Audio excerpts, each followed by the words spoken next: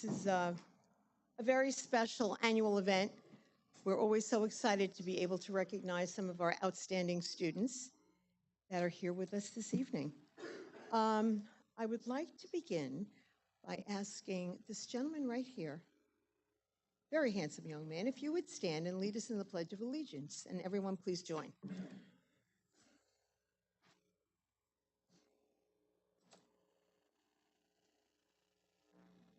To the flag of the United States of America and to the republic for which it stands, one nation, under God, indivisible, with liberty and justice for all.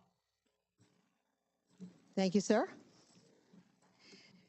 We're so very fortunate in our town to be the home to so many standout schools and students. And tonight we celebrate 11 future leaders who have demonstrated student excellence and made positive contributions in our community.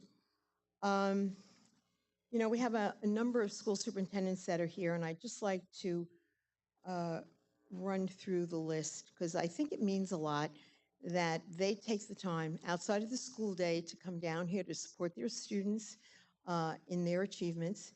And so I'm going to begin, if you would just stand and be recognized. Dr. Wanda Ortiz Rivera from Brentwood. She was here earlier today. Dr. Sharon Dungy from Central Islip.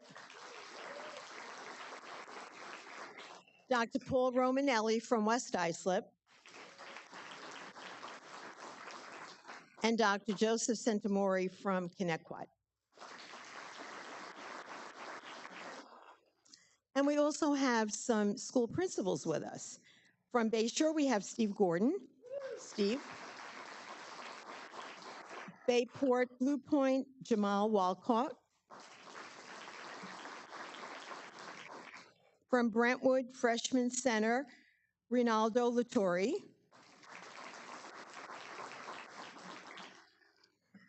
From Brentwood Ross and Sonderling, Dr. Deshana Doolin.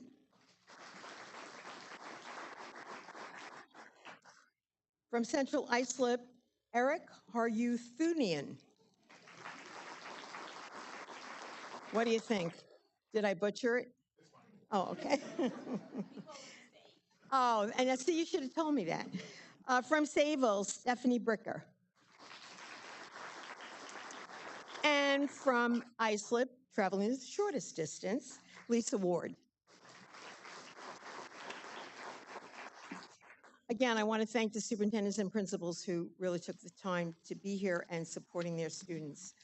I'm going to have the town board join me at the podium as we prepare to recognize these truly amazing students. And I will ask each student to join us at the podium when you hear your name.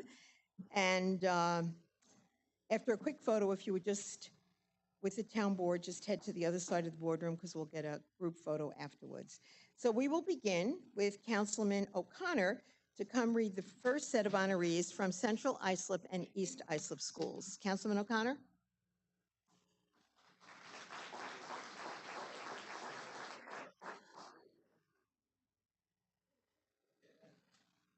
Thank you, Supervisor Carpenter.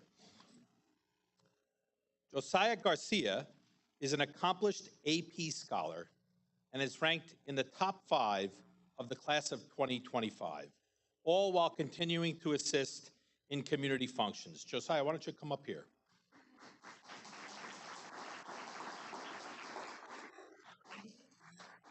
Thank you for leading us in the pledge, too. Right, he does a mean job at that, too. Yeah.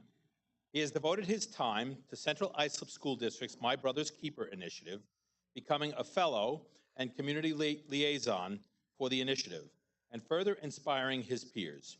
Josiah also provides input and feedback on school district initiatives from a student perspective, allowing these programs to be more effectively applied.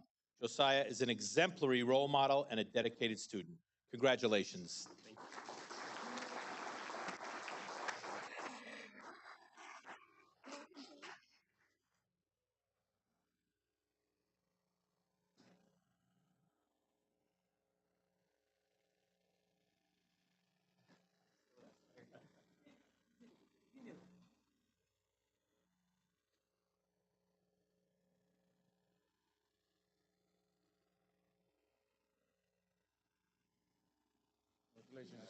Congratulations.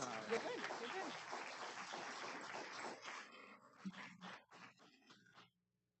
Michael Donlin.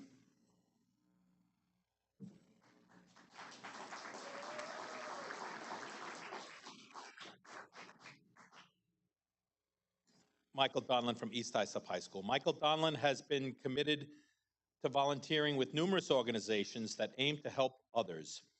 He has dedicated himself to providing support at the Islip Exchange Ambulance Corporation for the past 1.5 years, St. Mary's Church in East Islip, as well as the last 2 summers with Comfort Zone Camp as a counselor for children who have lost family members, and the last 4 summers with Kids Need More, also as a counselor. And for the last 2 summers, he has also volunteered at Sunrise Camp, which provides support for children with cancer. For years now, Michael has donated his time and effort to help others. Congratulations.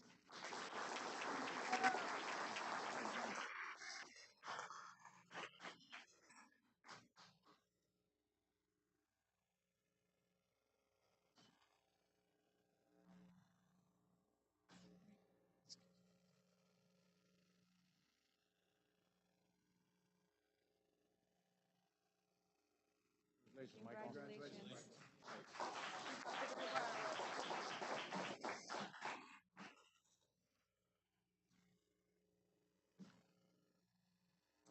Moving right along. Thank you, Councilman O'Connor. And now if Councilman Guadrone would join me at the podium as we recognize the next honorees. Thank you, Supervisor Carpenter. Good evening, everyone. Buenas tardes todos. Gabriela Moreta, please come up.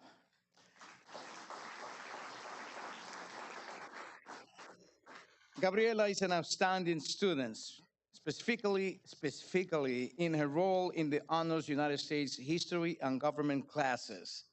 Gabriela is actively involved in her school and her community, participating in a variety of activities, including volunteering in extra help programs and participating in a plethora of clubs and honor societies. She was also an active member of the Town of Islip Ambassador Program, which focuses on educating students about inclusion, diversity, and equality. Gabriela completed all 4 sessions, becoming a peace ambassador for the Brentwood School District. Congratulations, felicidades.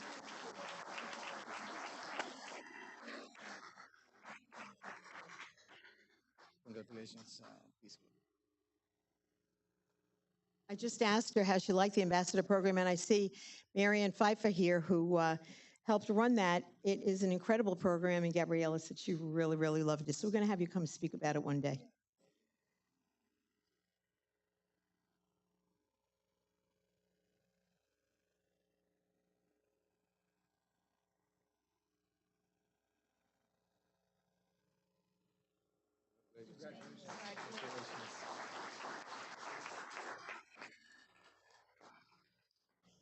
And I would like to invite Zaira Quadris, come up, please.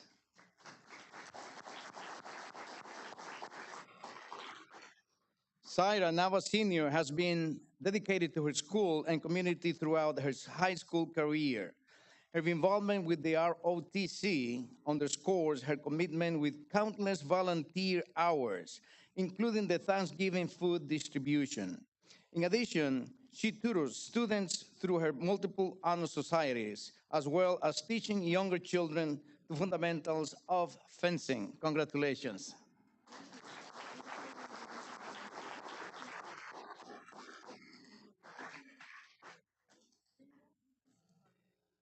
This way, please.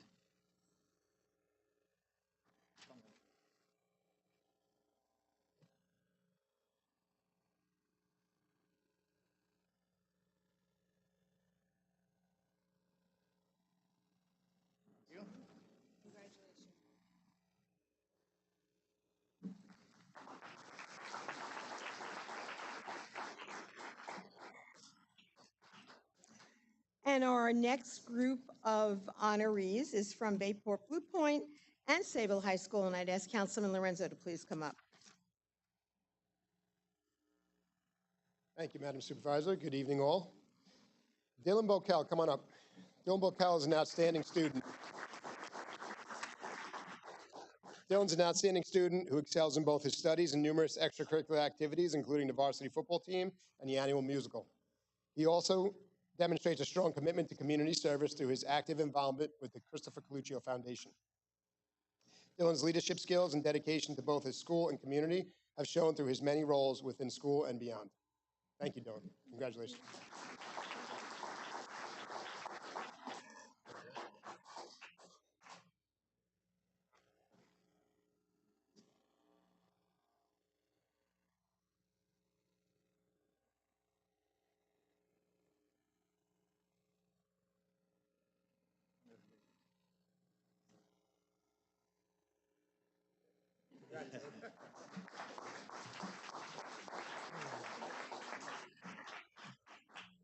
Can Grace Garofalo please come on up?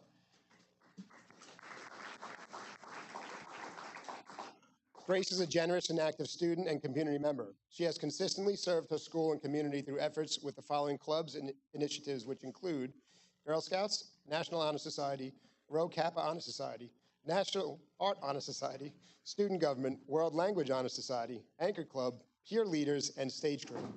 That was a lot. On top of this, Grace still volunteers planting flowers in the common grounds in Sayville and at the Sayville Soup Kitchen, as well as the Sayville Food Pantry. As an advanced placement student, Grace has always strived to maintain top grades and be a good role model and a wonderful student. Congratulations, Grace. Congratulations. That's awesome.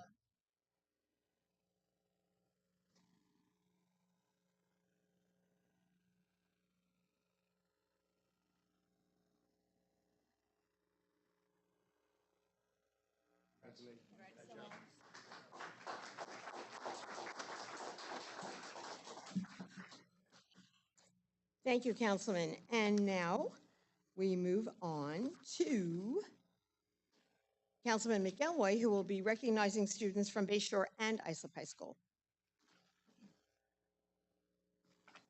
Good afternoon.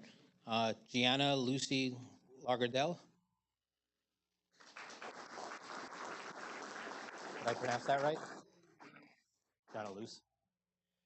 Gianna Luce has been involved in several leadership and scholarly programs with her high school, including Hello Ambassadors, which is involved in welcoming new ELL students to the school, as well as Junior Leadership Committee through Northwell Health for future student leaders, and Pathways for aspiring teen healthcare scholars.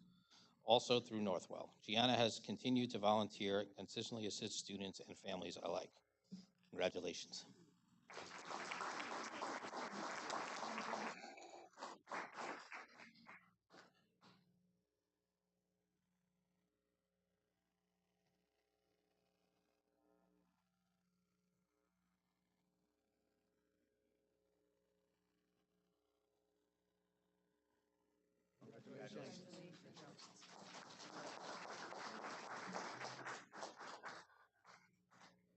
Isabella Dragos.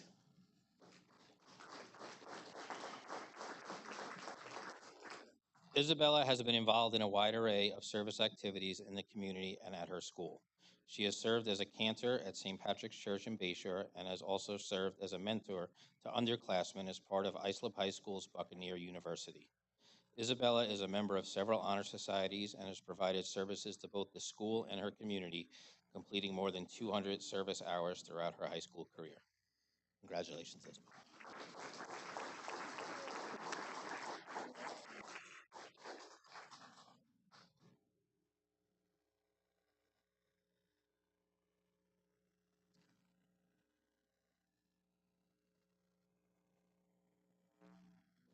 Congratulations.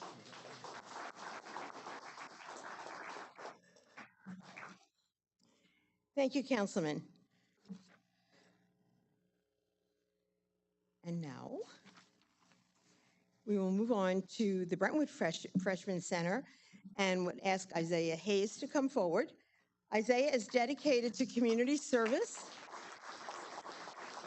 and leadership, as has been shown by the countless hours he spends volunteering at the Brentwood Public Library, where he assists visitors of all ages as well as supporting outreach efforts and programs. Additionally, he is actively involved in several clubs, including the Travelers Club, the National Junior Honor Society, and the Diamond Art Club, as well as participating in the Friendship Club, where he helped create no-sew blankets for pediatric cancer patients at Good Samaritan Hospital. Isaiah's consistent volunteer efforts demonstrate selflessness and a strong commitment to his community and have made a lasting positive impact on those around him. Congratulations, Isaiah.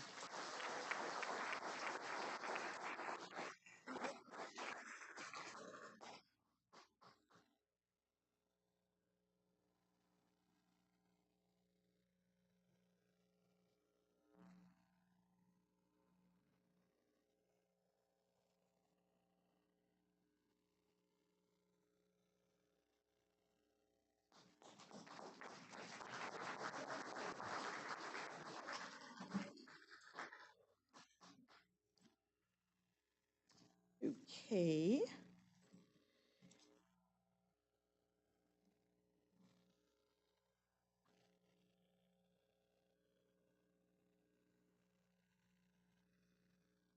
Just want to make sure we've got the right order here. Next, we have Alexandra Martorella.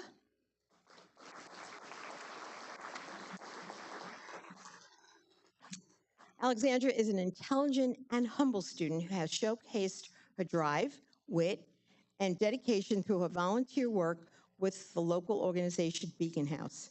As someone who has consistently prioritized the well-being of our cherished veterans, she is so very compassionate and kind-hearted and becoming an indispensable force of positivity in her school. Congratulations, Alexandra.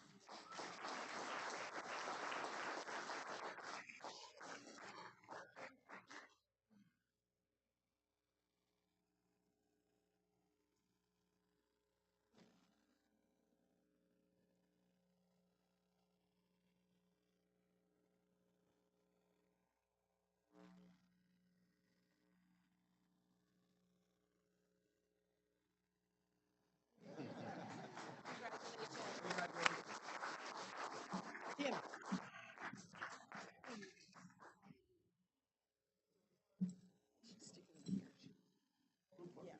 If we can just get everyone to come forward, and if there are Scott,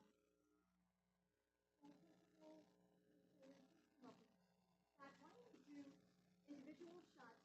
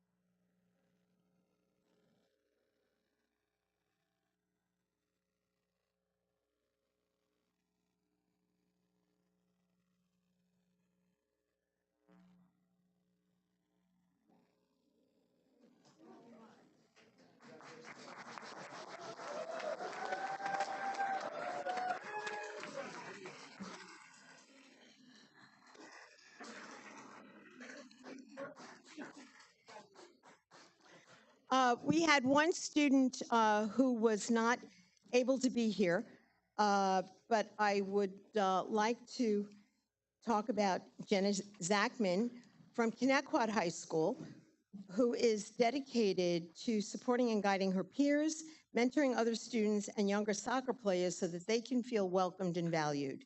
She serves as the treasurer for the SAD Club, where she actively contributes to initiatives that promote mental health awareness. Jenna has volunteered for the Mental Health 5K run at Connecticut High School and played a key role in the PS I Love You movement, a basketball tournament, while also participating in the Drug and Alcohol Task Force, where she visits elementary schools to educate younger students on the important topics like bullying and drug prevention. Her kindness and compassion are evident through every aspect of her life. She was unable to join us in person tonight, but we will make sure she gets her award. Again, if everyone would join in saluting all of these students, we are so very, very proud of all of them.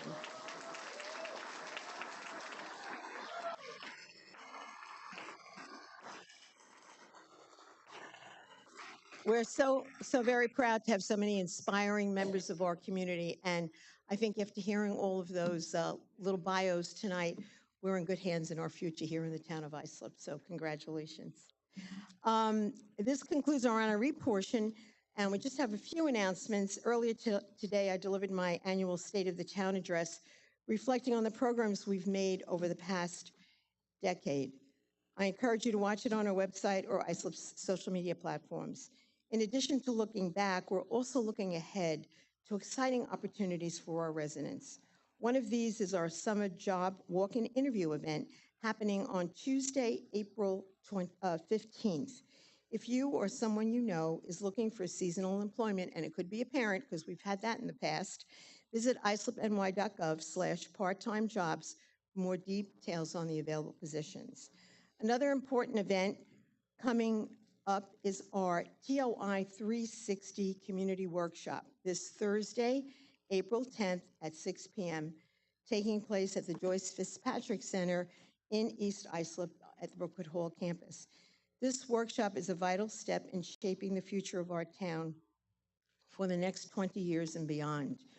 We will be focusing on the communities of Islip, East Islip, Islip Terrace, North Great River, and Great River. Your voice is a key part of this planning process, and we want to hear from you. And this is the initiative of the town's comprehensive plan encompassing the entire township of Islip. There have been a series of workshops around the town. This document is a living document. We have not done an exercise like this in over 50 years, and I salute our planning department for taking it on. For a fun community event, don't miss our movie night this Friday, drive-in movie night, April 11th, featuring Peter Rabbit. It's a perfect way to get into the spring spirit with family and friends. And as we head into spring, I want to take this moment to wish everyone a happy and joyful Easter and a happy Passover. Thank you, and we look forward to seeing you at the upcoming events. Thank you.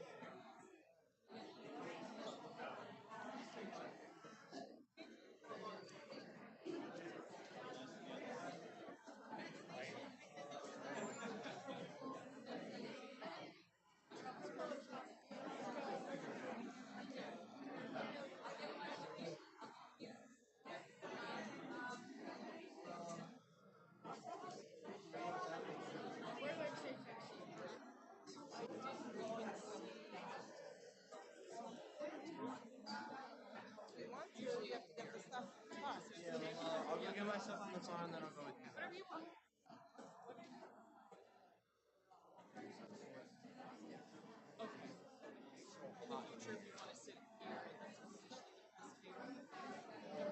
Shut off my watch and my phone because I didn't want that on monitor.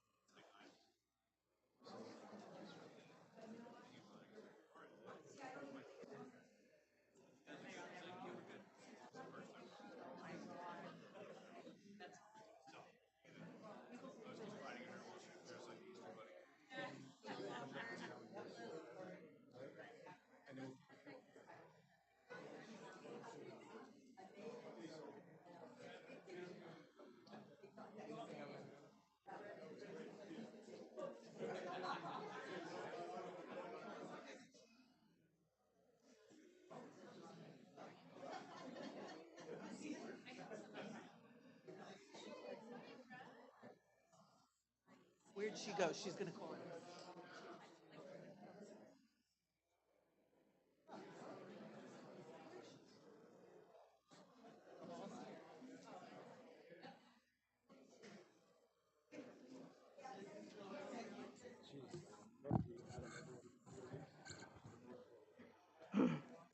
Good afternoon, ladies and gentlemen.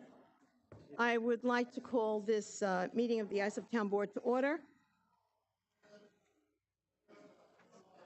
We're going to begin this afternoon with 2 scheduled public hearings, and I would ask the town clerk to please read the first hearing notice. Thank you, Madam Supervisor. Item number 1, to consider amending Islip Town Code, Chapter 68. Thank you. Are there any questions or comments on this public hearing? If not, I'd entertain a motion. Make a motion to close the public hearing and adopt the resolution. We have a motion and a second. Motion by Councilman McElway, second by Councilman Lorenzo. All those in favor? Opposed? It is approved. Thank you. We will move to the second hearing notice, please, Town Clerk. Item number 2, to consider repeal local law number 1 of 2021, local law to opt out of allowing cannabis retail dispensaries on-site consumption sites as authorized under Cannabis Law Article 4. Thank you, Linda. We have a number of speakers who have signed up to speak on this particular public hearing. I just want to remind everyone you have 3 minutes. There's a timer. And our first speaker, Cornelia Montian.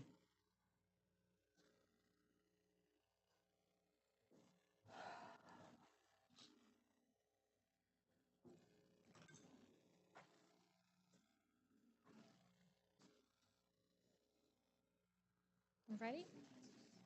You may begin. Good evening, everyone. My name is Cornelia Muntian. If you would just speak right into the Yes. microphone, please, I'm so a- that we can hear you.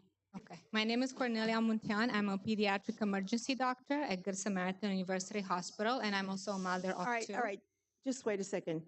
I'll wait till everyone comes in so we can close the door and everyone can hear the speaker.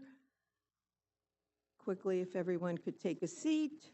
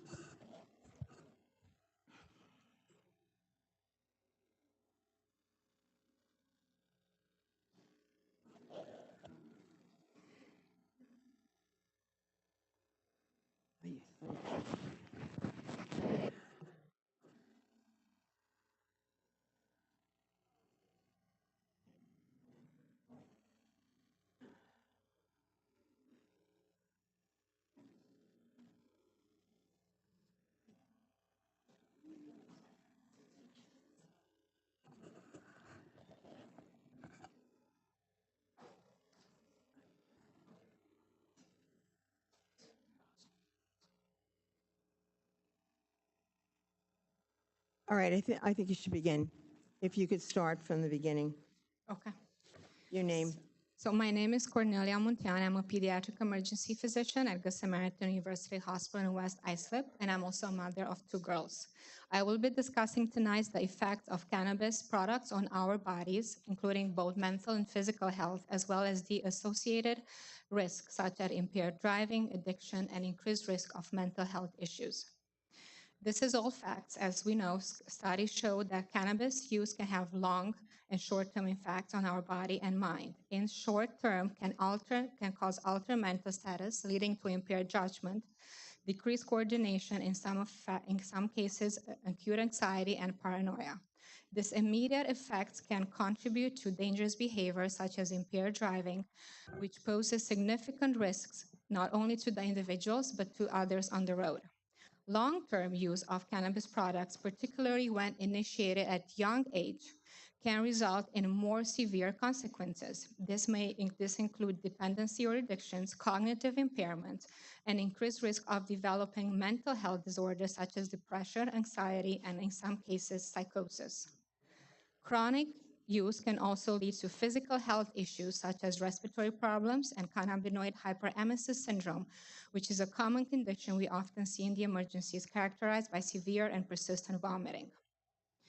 These cannabis-containing products oftentimes resemble common treats, which may be very appealing to our children because they can be in the form of cookies, candies, or gummies. Studies shown and have been done extensive research on this, and a study conducted by American Academy of Pediatrics and the CDC from 2017 to 2022 revealed that in children less than 5 years of age, there's been an increase in 44% in accidental ingestion of cannabis products. At Good Samaritan Hospital, we have observed a significant rise in the number of young children that present to the emergency with severe symptoms such as altered mental status, respiratory depression, and in some cases requiring mechanical ventilations. These children undergo extensive testings and painful procedures. They will require admission to intensive care units. And it's only after we have urine toxicology results are available that confirm cannabis ingestion. In addition, they often come in addition to the young children, we also have a lot of teenagers coming in, young adults, 11, 12-year-old, coming from school with altered mental status, agitation, and psychotic episodes, which are later attributed to cannabis consumption. While some teenagers recover quickly and are discharged home the same day, others experience severe psychosis requiring inpatient psychiatric hospitalization. Furthermore, we have You're going to have to wrap up. Okay, we have noticed an increase in hypercannabis syndrome, which is characterized by intractable vomiting, which led to extensive hospitalizations. In our hospital, for the past 10 years, we had a 400 increase in ED visits alone related to ingestion of cannabis products. Thank you. Thank you very much, Doctor. Next speaker, David Tubins.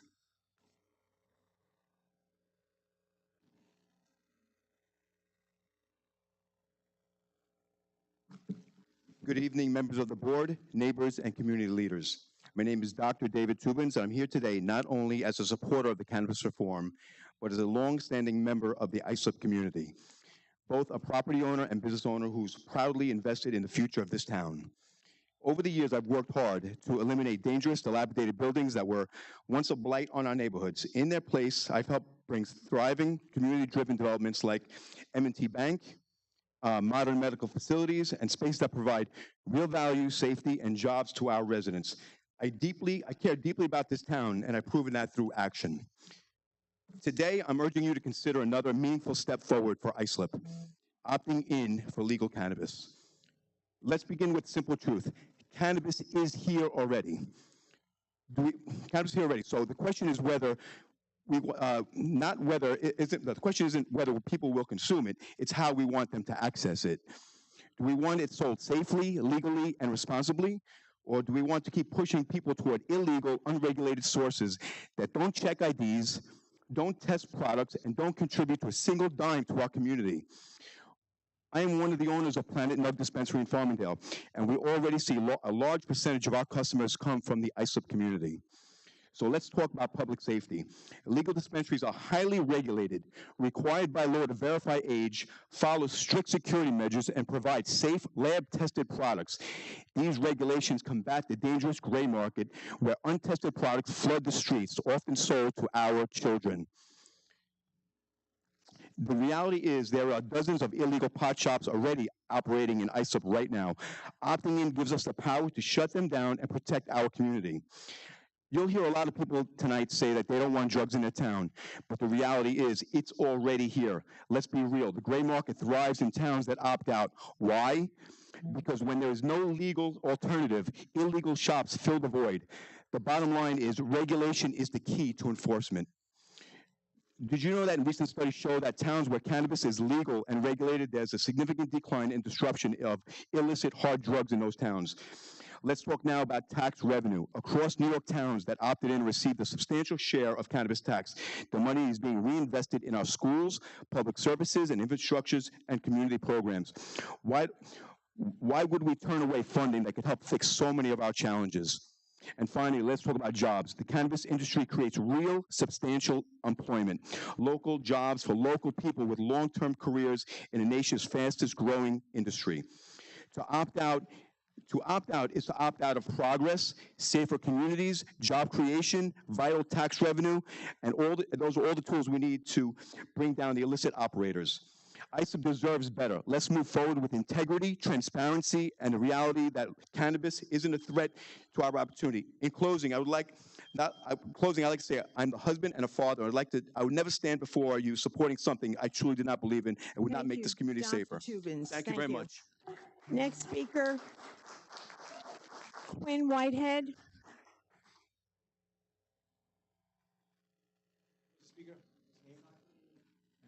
There's people outside. Quinn Whitehead.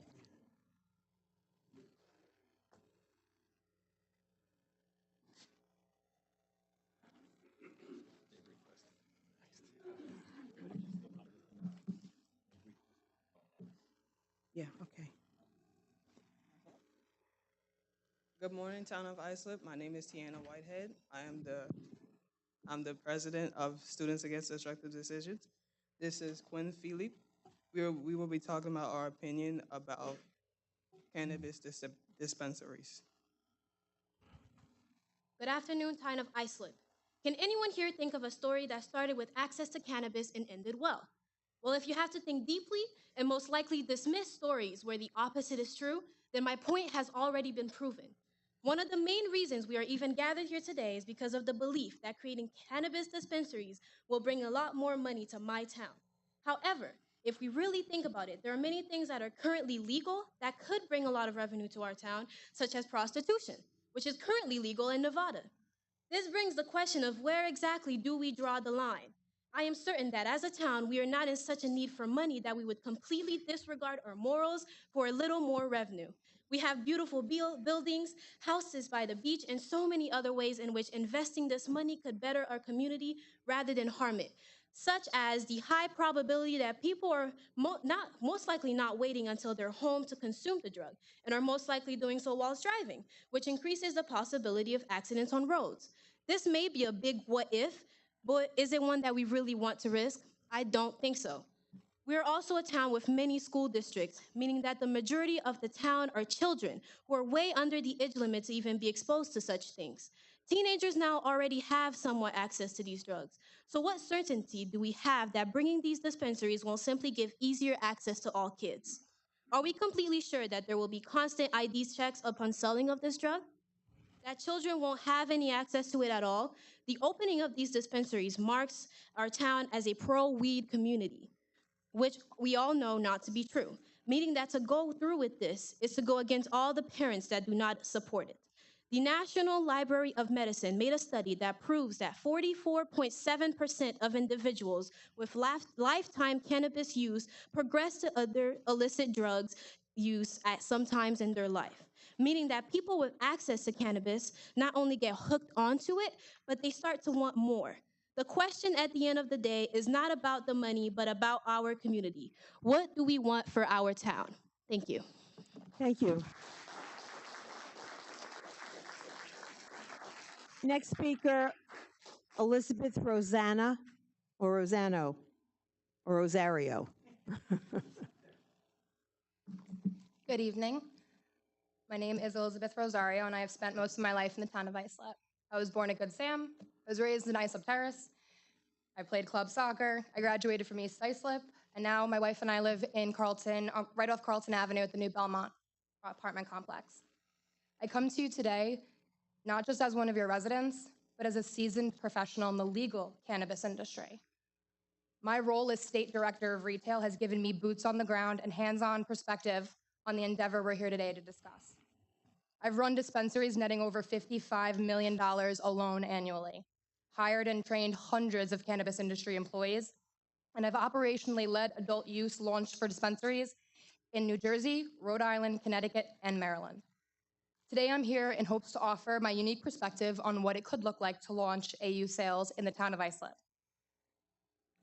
With that said, I have narrowed my points down on your most main concerns. Firstly, the tax revenue is not an exaggeration. My one store in New Jersey generated over $2.2 million in the first year of cannabis sales. This is in a state that only allows the town to take 2%. We're allowed to take 3% and 1% for Suffolk County. Secondly, and probably most important, is the minor and underage sales protecting our community. I'm equally concerned about the underage community gaining access to cannabis products. But legal dispensaries are not the enemy. They're the solution. Legal and licensed dispensaries are required to have written and submitted standard operating procedures to ensure that people under the age of 21 don't get in. Dispensaries can easily obtain any ID verification software like Veriscan that is required for entry. We can partner with local law enforcement for any suspicious behaviors resulting in diversion of product to an underage person. And from the friends that I have in law enforcement, they need assistance in determining what is legal and what is not. We can implement a labeling system to track any confiscated products back to the original purchase through the state's new seed-to-sale system, BioTrack THC. Illegal cannabis sales are happening right now as I stand here and talk to you. I've seen them. They're in our local CBD shops, they're at the gas station, they're on the streets. It's already happening. But Supervisor, with all due respect, they don't care about your permission. We do. We would like your blessing on this. The products that are being sold in the illicit market are dangerous, unregulated, and often crossing in from state lines. Legal, especially dispensary options, puts illicit cannabis out of business by taking away their customer. Nobody wants to shop where it's not legal. We would prefer to go into a clean, beautiful dispensary that one of our residents put their life savings and all their heart into. As a contingency for licensing, New York State licensed dispensaries are required to develop. No problem. Okay, thank Can you I ask very. one question? No, this is not question and answer. It's just your opportunity to make your comments. Okay, I just want to know if you want to do this the right way or the wrong way. Because our Thank you very opportunity is much, leaving. Elizabeth. Thank you. Next speaker. You go. You go. You know, we have a lot of speakers, and I appreciate the enthusiasm and wanting to applaud the speakers, but if you could condense it so that we can keep this moving along. You go, Renus. Thank you.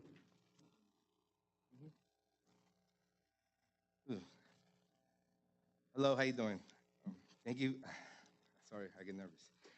Thank you for the opportunity to speak with you tonight. My name is Hugo Rivas. I'm the Vice President of the Long Island Cannabis Coalition.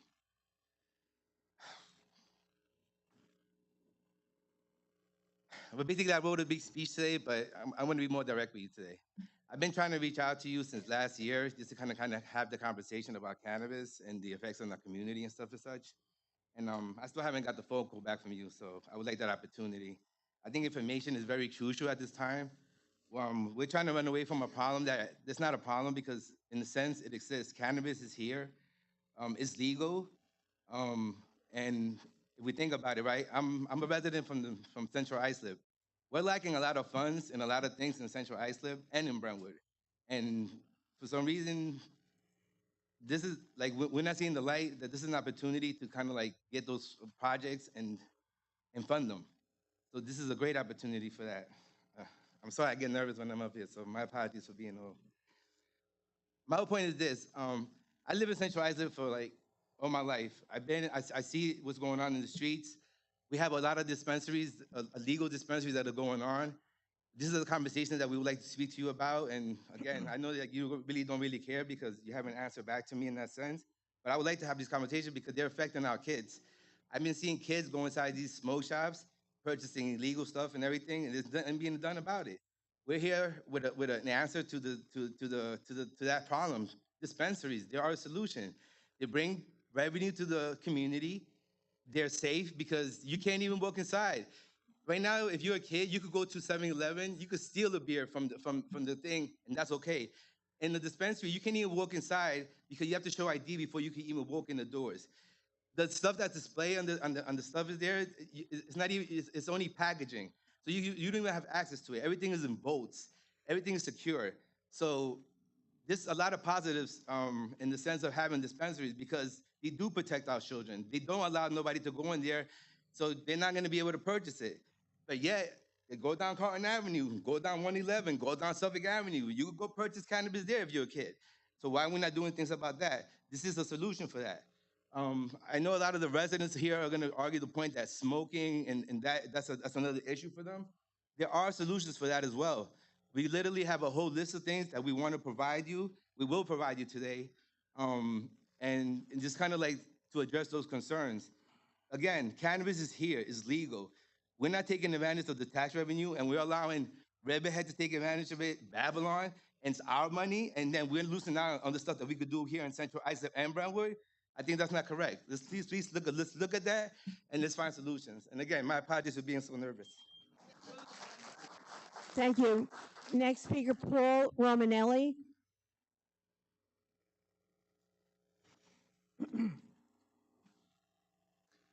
Good evening, Supervisor Carpenter and members of the Town of Islip Council.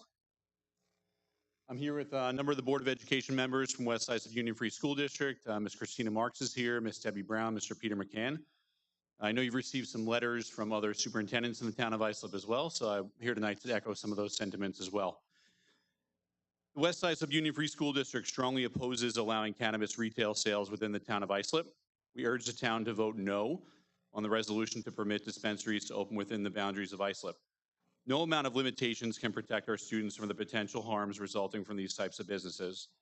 The safety and well-being of our communities, particularly our students, must be given top priority over financial gain when considering whether to allow these establishments to be open in the town. When I first began working in the town of Islip, and more specifically the West Islip community, I was amazed by the true importance of family values that was present. This is a special place, and having been someone that has worked and lived across Long Island, it should not be understated how special the town of Islip really is. And that is thanks to all of the work that each of you put in every day and the dedication of the families and community members that you see here tonight. We in the West Islip schools feel that it is short-sighted to push something truly special like that aside for potential financial gain. Additionally, we're concerned about the potential locations of cannabis dispensaries. The New York State Office of Cannabis Management states that retail dispensaries must not be located on the same road and within 500 feet of schools and their grounds. The town of Islip has indicated that it expects that should it opt in, it would allow dispensaries only in industrial zoned areas.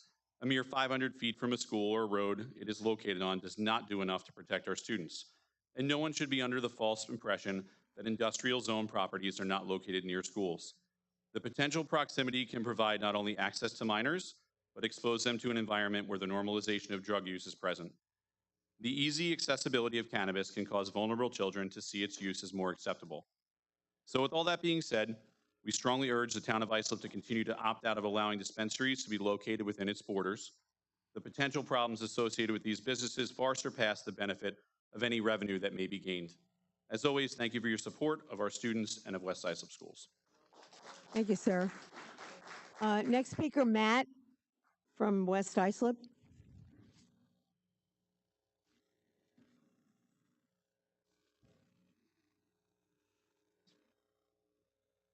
Hi, it's Peter McCann. Thank you, Supervisor Carpenter and Councilor Peter McCann, also a school board of West Islip, but a community member in West Islip for over 55 years.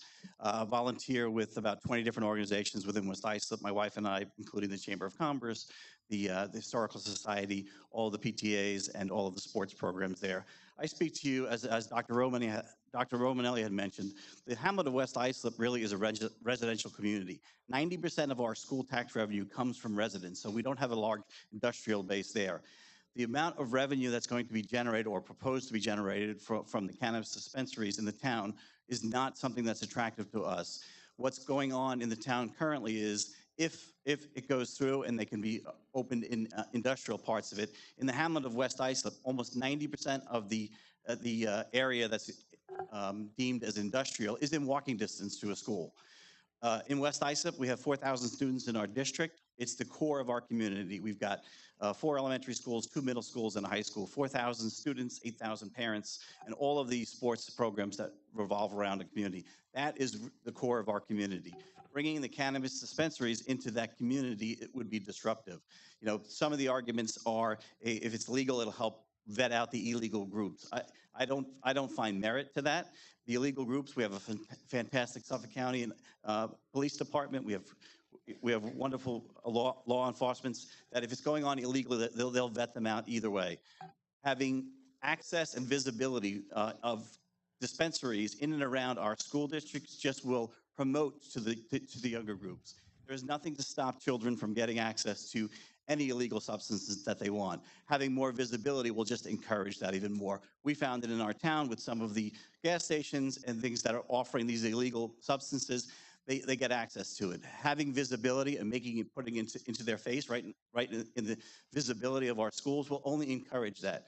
So we strongly recommend not to vote to allow the Islip town to open legal dispensaries.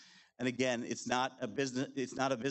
I mean, I come from the business community. I get what the business people are saying from the revenue, but it's not worth exposing our children in our town to that, especially in our hamlet of West Islip, where the entire town is centered around our school district and our schools and our children. Thank you.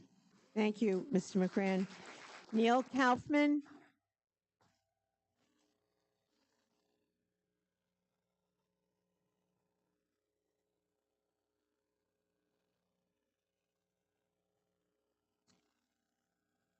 Good evening. Thanks for having me this evening. My name is Neil Kaufman. I'm the managing partner of Kaufman McGowan. We are one of the leading corporate cannabis law firms in New York State, and in fact, one of the leading corporate cannabis law firms in the entire country, located right here in Hauppauge.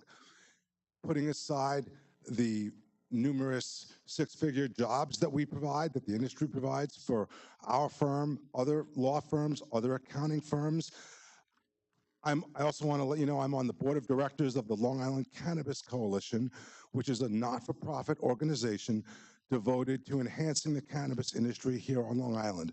The bottom line is we have the infrastructure here, right here locally, to help our cannabis entrepreneurs run fully legally compliant businesses in a professional manner that will be an asset to our community. We've done it in other places. We will do it here. I'm personally committed to doing it here and helping in any way possible. We put at the Long Island Cannabis Coalition, we put on educational content and provide the infrastructure to help our members, which are will be the licensed store owners, to run excellent businesses. They make charitable contributions, they provide jobs. They're the good guys. The reality is cannabis is a $300 billion worldwide industry. And until recently, it's been illegal almost everywhere. And so it's been run by criminal cartels and gangs. Every dollar that is generated in a state legal cannabis store is a dollar we take away from the gangs and the illegal crime syndicates. Obviously, the town can generate a significant amount of revenue. Just back of the envelope, maybe even $30 million a year. That'll be a great thing. But that's not even the most important thing. There'll be other revenue sources as well that you can get from the state that you can tap into once you opt in. But listening to some of the concerns expressed here, I just want to point out a few quick things. Number one, nobody in the state legal industry wants cannabis in the hands of minors. It's illegal. Everyone is screened at the door, and it doesn't happen in the legal industry. This is not the gas station at the corner selling weed. This is all regulated, tested, free of pesticides, free of fentanyl. I don't know about you, but if my daughter is going to buy cannabis, and you can anywhere, any kid on Long Island that wants it can find it, I'd much rather buy it in a legal store, well lit, tested, than from some dealer that's going to try to upsell her on fentanyl. Most importantly, in jurisdictions that have legalized cannabis, there's a 25% reduction in opioid overdose deaths. So the best way to fight that scourge in our community is to legalize cannabis. Thank you for your time.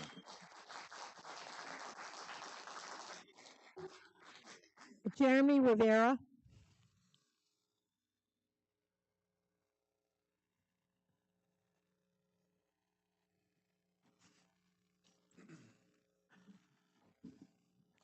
Good evening, members of the board. Are you guys ready? Fine. Good evening, members of the board, and thank you for the opportunity to speak. My name is Jeremy Rivera. I'm the co-founder and CEO of Terp Cannabis Dispensary, one of New York's first licensed and operational adult use dispensaries located in Queens. I'm also the president of the Cannabis Retail Alliance of New York, representing licensed operators who believe in equity, safety, and community-driven growth. First, I'd like to thank the Central Islip Board and community for considering the opportunity to open your town to adult use cannabis sales. It is a bold and thoughtful step that reflects a forward-thinking approach to local economic development. My business partner and his family are long lifetime residents and business owners in Lindenhurst, and for the past 2 years, we hope to open a business of cannabis in Suffolk County. Our initial focus was in Babylon, one of the few towns that did opt in, but due to limited zoning combined with Nassau County opting out, it created a bottleneck. Prices skyrocketed and competition for space became unsustainable. Today, Babylon has 6 dispensaries open and another 12 pending approval just within a couple square miles from each other. This kind of overconcentration has led to the exact concerns that many residents hope to avoid: the heavy traffic, commercial clusters, and limited access. Central Islip has a real opportunity to do things different and much better. Instead of repeating the same model, you can take a thoughtful approach, spacing out businesses, engaging residents in the process, and ensuring that only responsible community-focused operators are opened. This would relieve pressure on neighborhood towns and provide residents with local convenient access without having to travel and deal with the congestion. Cannabis retail can and should be integrated into our communities like other neighborhood serving businesses, restaurants that serve alcohol, bars, and wellness centers. At Terp, we just don't operate in the community, we serve it. We hire locally, we partner with neighborhood organizations and give back through annual Thanksgiving turkey drives, Christmas giveaways, and ongoing donations to grassroots programs and not-for-profits. We do believe that cannabis as a business should uplift its community and not just exist within it. we're excited about the possibility of bringing the same energy and accountability to Central Islip. With my last 51 seconds, it seems like there is a lot of fear-mongering going on about legal cannabis and what it brings to the community. The facts and the statistics state obviously the opposite. We've had legal cannabis in Babylon, and we've had Farmingdale have a large concentration of legal dispensaries, and yet we haven't seen the things that people are worried about. Currently, if we took the same emotions and enthusiasm to shut down these illegal shops as we did to hold back the legal shops, we wouldn't have the problem of our juveniles and our adolescents being able to consume, ingest, and purchase illegal cannabis at these stores. The first thing we should do if we're very concerned about illegal cannabis is shut down the illegal cannabis shops that are existing right now at this moment, whether we want to believe it or not. Every community has cannabis consumers. This is something that's emerging not only in the country but in the world. We're seeing nations across the world taking in cannabis in a very responsible way, and I hope Thank you, the town sir. of Central Islip does the same. Thank you. Thank you, sir. Susan Cabell.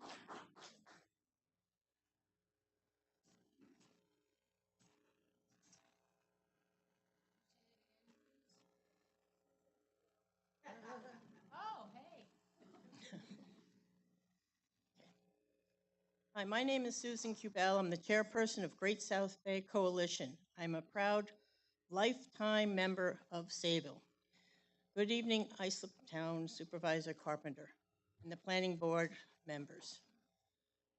I am here to inform you that the negative health concerns of adding more cannabis dispensers in Suffolk County and providing more substance use available for the youth of the town of Islip. The mission of the Great South Bay is to empower our communities and to promote physical and mental health, to reduce youth substance use. The concern with dealing with the Office of Cannabis Management, OCM, that regulates the licensing dispensaries, that cannot opt out of Islip Town decision. Secondly, the license restrictions keeps changing from the OCM. Dispensaries can submit amendment requests and so forth. I gotta make this quick because we only have so many time. Okay. Thirdly, approximately information changes, addresses, hours of operation, identifications, where the businesses are going, sales of non-cannabis products, delivery and drive-through, landlords information, and so forth. Notifications of ownership of the true party interests. TPI has interim guidance for changing, removing, and adding TPI. OCM has reduced the minimum distance between cannabis dispensaries from 2,000 feet from dispensaries for approximately 20,000 to now population of 20,000, now 1,000 feet for the population of 20,000 or more. 500 feet from your school, 200 feet from the house of worship, and even if as low as 750 if the applicant complains about the location is difficult for him to get to. They have also lowered the distance in schools and resident areas. The Great South Bay Coalition would love to work with the town on fully researching and sitting at the table to discuss the implication of changing the policy of Islip Township. We hope you will delay making this important decision because of the OCM keeps changing the licensing requirements and the town will not be able to opt out. Thank you for your consideration and concerns with this policy. Susan Cubell, chairperson of Great South Bay Coalition. Thank you. Thank you, Susan. Jill Scher.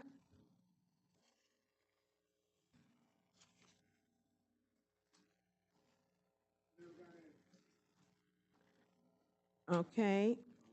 Debbie Kavanaugh.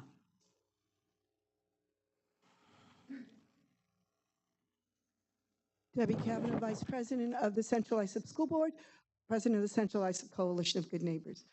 I commend the town of Islip in the past for opting out and not letting our community sell cannabis in our township, for taking the lead in New York State in the Islip Go Purple fight against drugs and opioids. I hope the town continues to opt it out. It is my understanding through Newsday that there are some council people considering opting in this year for tax dollars. That would be a terrible mistake. It would endanger our middle school, high school, and college students. Even though it's against the law for minors, cannabis shops will follow vape shops, and they will sell it to them anyway.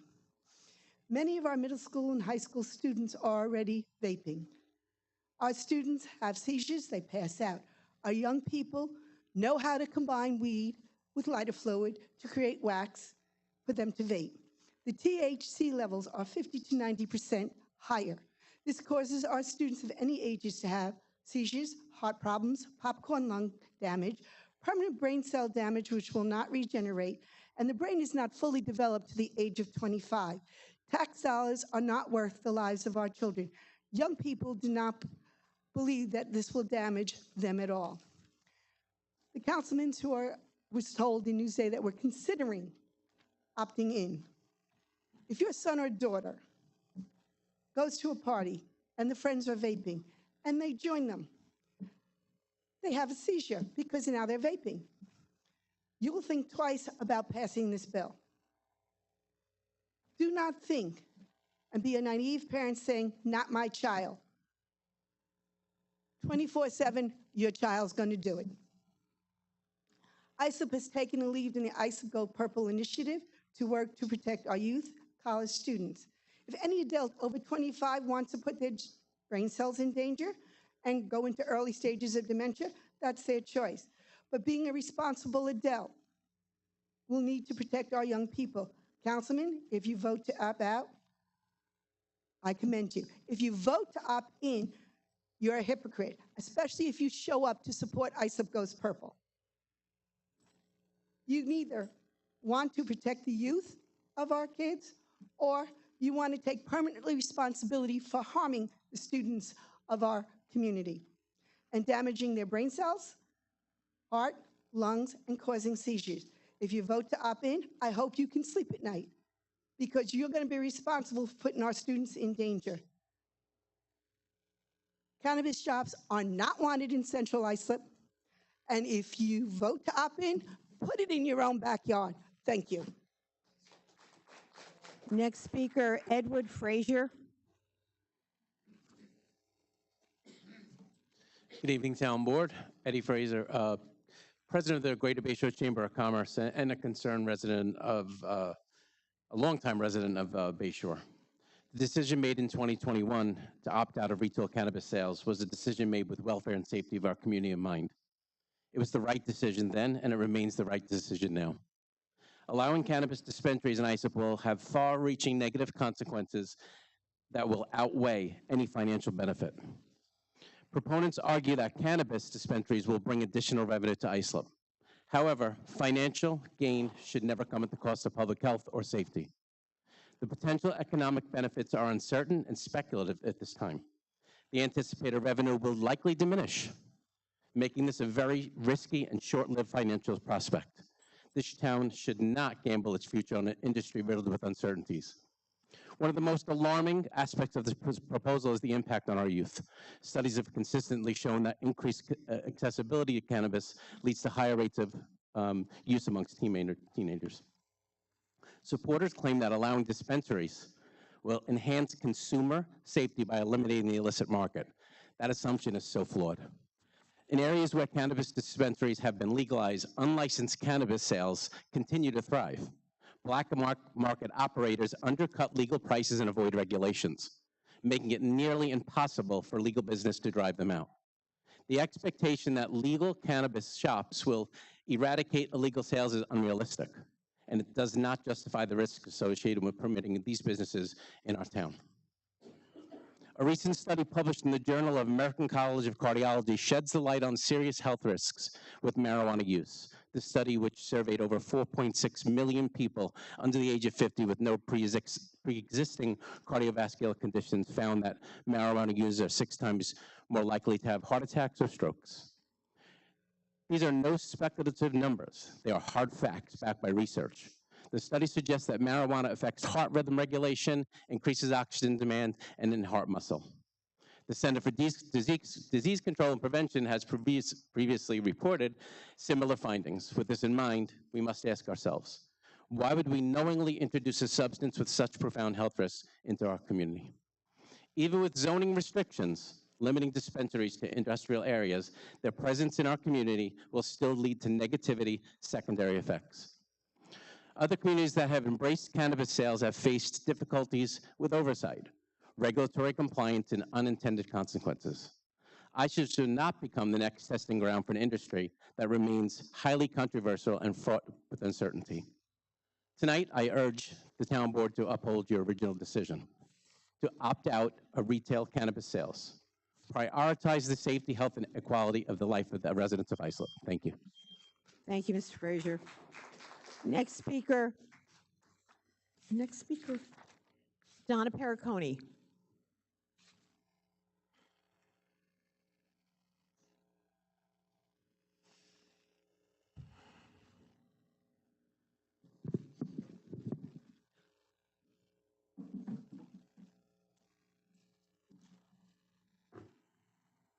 Well done, Eddie.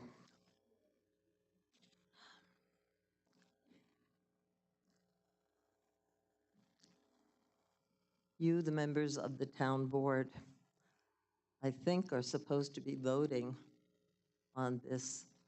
Am I correct? Are you voting tonight on this? I'm not sure.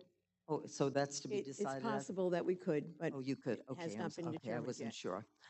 We learned about this hearing and your pending vote from two articles in Newsday, one on March the 17th and the other on March 27th.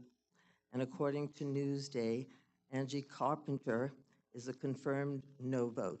Thank you, Angie. The other four board members are seriously considering a yes vote, I think tonight, I'm not sure.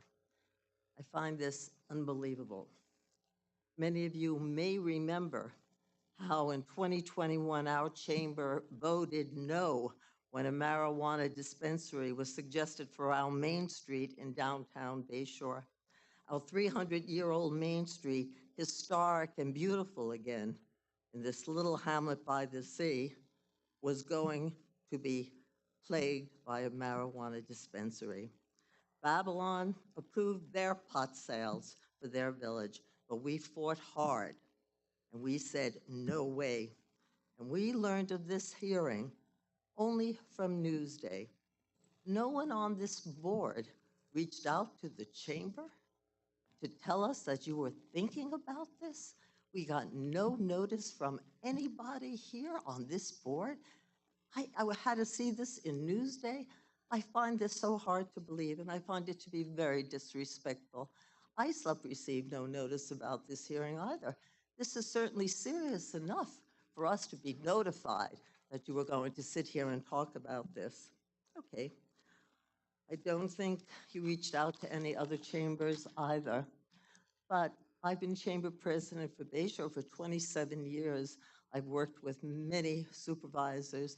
I've worked with many planning commissioners and all department heads, and we always met regularly to discuss new issues or new proposals that would benefit our communities. Obviously, this board doesn't feel that's necessary.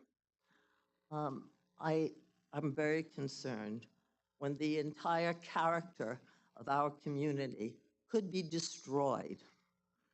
We hear nothing about this hearing, and we've only had 2 weeks to reach out to the residents of Bayshore and Brightwaters.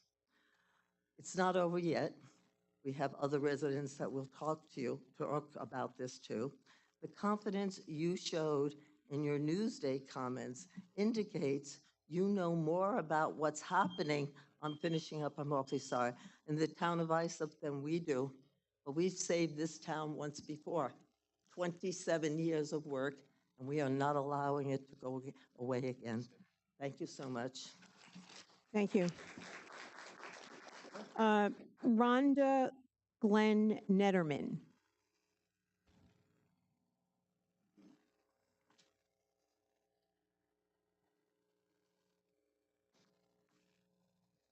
Good evening, everyone. My name is Rhonda Glenn Netterman. I've been a resident of Central Islip for over 40 years and have seen many transitions within the town of Islip, to which I never thought that a day would come in which I need to speak publicly about continued safety and minimize exposure for our youth to continue to opt out for cannabis retailers in the town of Islip. Please allow me to share some evidence-based facts, studies, and statistics in which you may or may not already know, which will give reason as to why we should continue to opt out in the town of Islip. Just on a side note, I am the Director of Prevention, which covers substances and other illicit drugs within Youth Enrichment Services. So in 2012, Colorado made the move to legalize cannabis, which impacted hospitals, motor vehicles, traffic safety, and most of all, youth. Yes, legalization is for those 21 and over, but there is a negative effect on education, behavior, and cognitive development since the brain doesn't formally develop until 25. Not to mention the correlation of youth that do cannabis or pot, in other words, have a higher chance of indulging in other illicit drugs, inclusive of opioids. In fact, opioid deaths have increased in the state of Michigan the same time that recreational cannabis was made legal. So let me go back to Colorado and how this relates to us in the town of Islip. Since recreational marijuana was legalized, traffic deaths involving drivers who tested positive for marijuana, cannabis, more than doubled from 55 in 2013 to 115 people killed in 2018, which equates to one person killed every 3 days in 2018, compared to one person killed every 6.5 days in 2013. What will be the numbers if the town of Islip opts in? Since recreational marijuana was legalized, past month marijuana use for ages 12 and older increased 58% and was 78% higher than the national average. What will be the numbers if the town of Islip opt in? You may be saying, oh, we have protocols in place that don't allow for youth to enter stores. But what about the adults that get shoulder tapped and paid a little extra by someone else buying for youth, and then that youth receives the higher potency THC level cookie, candy, or juice, which now leads to increased psychosis? The yearly number of emergency department visits related to marijuana increased 54% after legalization of recreational marijuana. Legalization is now known to increase emergency department visits for cannabis poisoning in children, and the higher potency leads to increased psychosis. What will be the numbers if the town of Islip opts in? Whether it be 1 or 5 cannabis retail stores in the town of Islip, why can't we shift from wanting to generate revenue off of cannabis retail shops to that of creating opportunities for jobs where our youth can grow and become leaders and or business owners? Because you do know that youth cannot work in retail shops, right? So what's really in it for them if the town of Islip opts in? Thank you. Thank you. Next speaker, Brendan Black.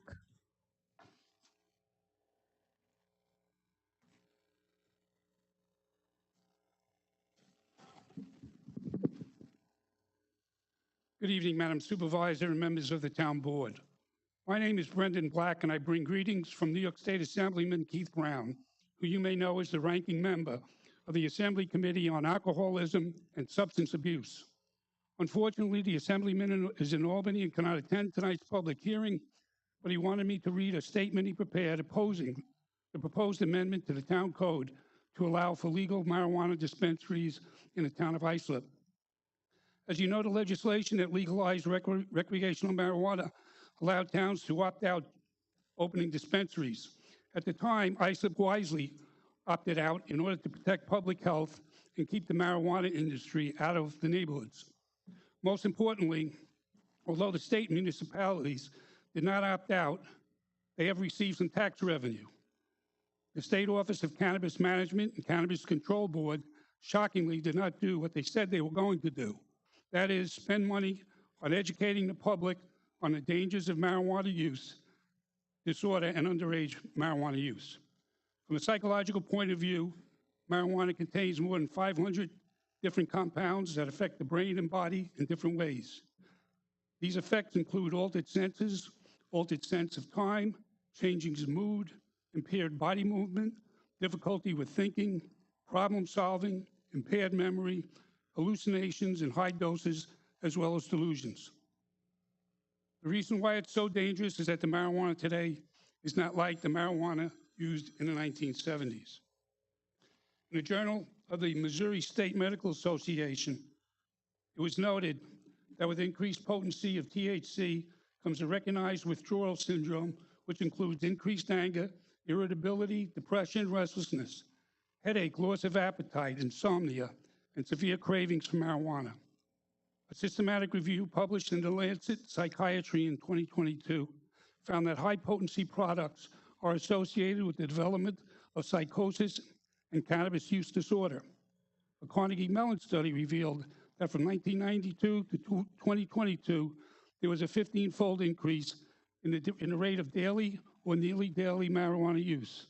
The study pointed out that long-term trends in cannabis use in the United States parallel corresponding changes in cannabis policy, with declines during periods of greater restriction and growth during periods of liberalization. In effect, and not surprisingly, legalization of marijuana is causing the increase in marijuana use. Research done in 2022 by USC Keck School of Medicine in California showed a correlation between cannabis retail locations and youth marijuana use. In areas with recreational retail cannabis stores, the adolescent 30-day use of cannabis was significantly higher. Thank you.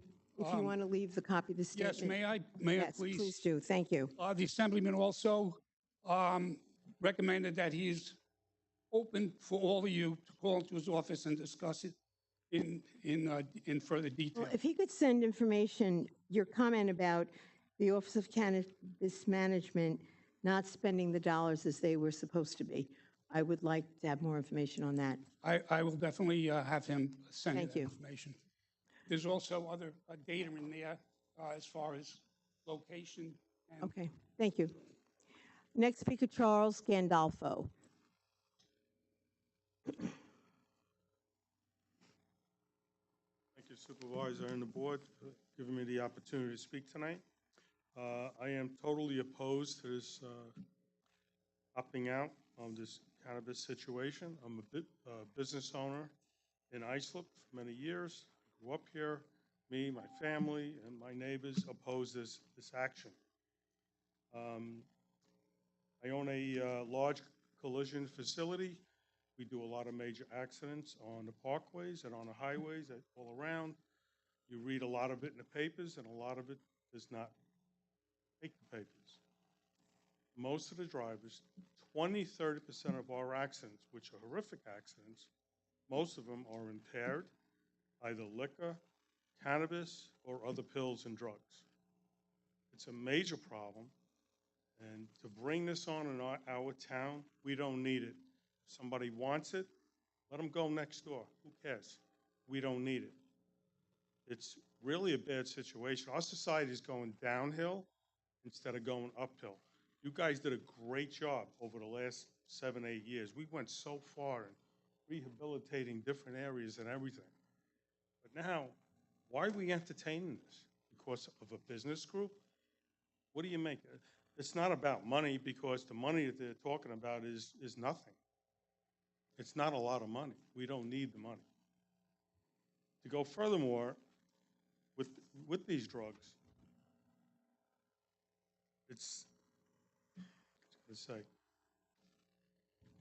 it increases the psychosis, long-term mental health issues such as suicide, which is very large today, depression, schizophrenia, and let's exacerbate on existing symptoms of bipolar. I have a personal experience with it. I had a son, honor student, excellent. You would love him, you see him every day. He started with a little marijuana, and we were good parents, we were strict. But of course, things happen. Gets older, plays a little more, and advances into more addicting drugs. Out of 100% of people, you have 10 to 12% of people have addictive personalities, like you have the same problem with alcohol. Talk to your rehabilitation centers. They can't handle the volume that they have now. Why are we enhancing it? We don't need the money, and we don't need that business. You're talking about doing it in an industrial area. That's the highest crime area in Islip Town right now. Yeah, the dispensary, yeah, they're doing a great job in that corner. Let me tell you, you have a lot of crime around it. That's what we should be focusing on. The gentleman said before, you got people selling pot in these stores. I want to know when's the last time you picked up the phone and said, hey, they're dealing drugs in this station. Thank you very much for the opportunity. Thank you. Next speaker, Mary Ann Pfeiffer.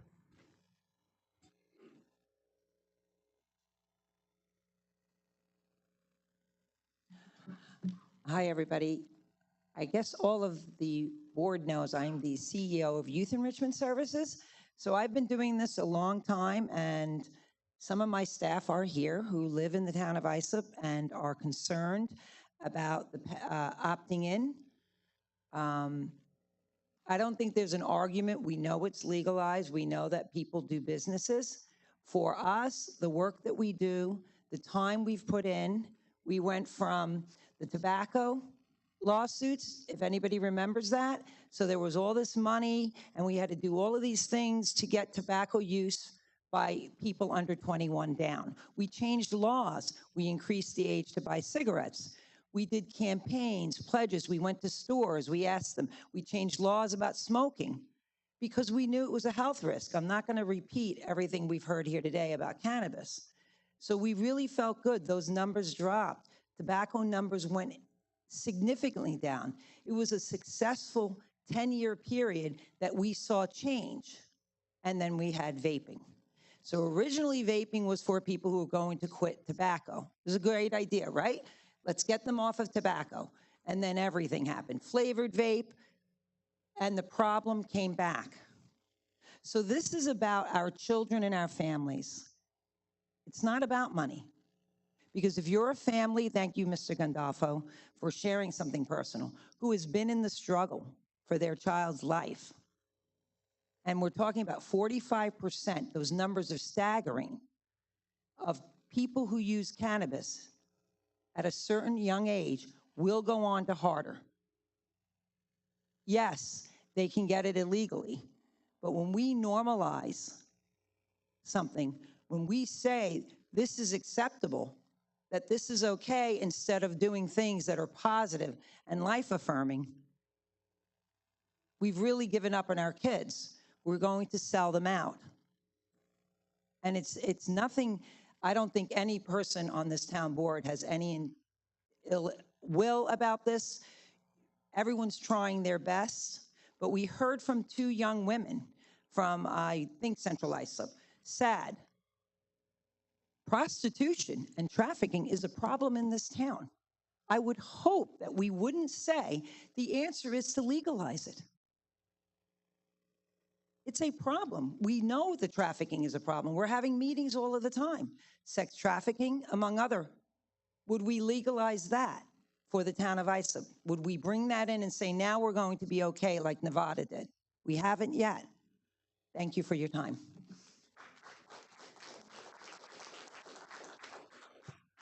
Liz Mayotte.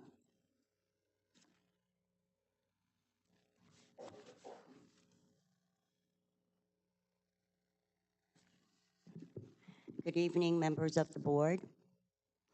On behalf of the Islip Chamber, I'm here to voice our strong opposition to the reconsideration of allowing cannabis dispensaries in the town of Islip.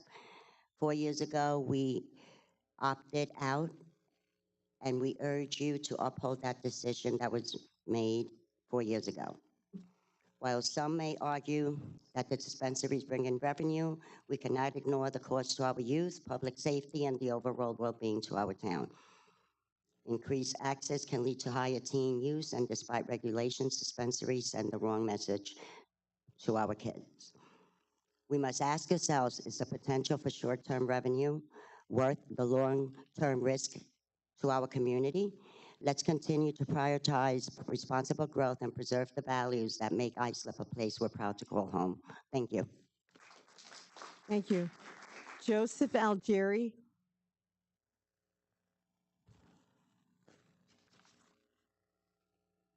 Joseph Algieri.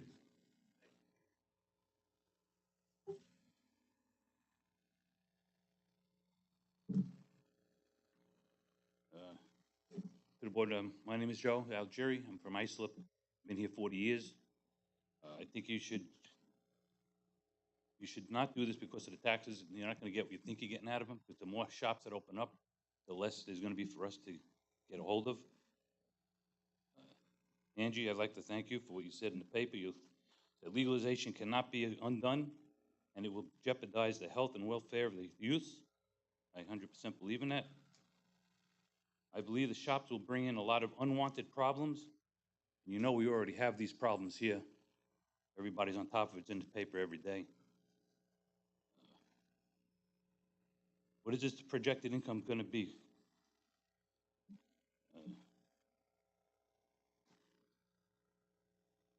In closing, I'd like to remind you, we vote you in or out. I know this is an election year coming up, I believe. And I vote, and a lot of these other people vote too. So I'd like you to take a deeper consideration into what this is going to bring to the community. I thank you for your services. Thank Very you. much. Alfred James Sammartino.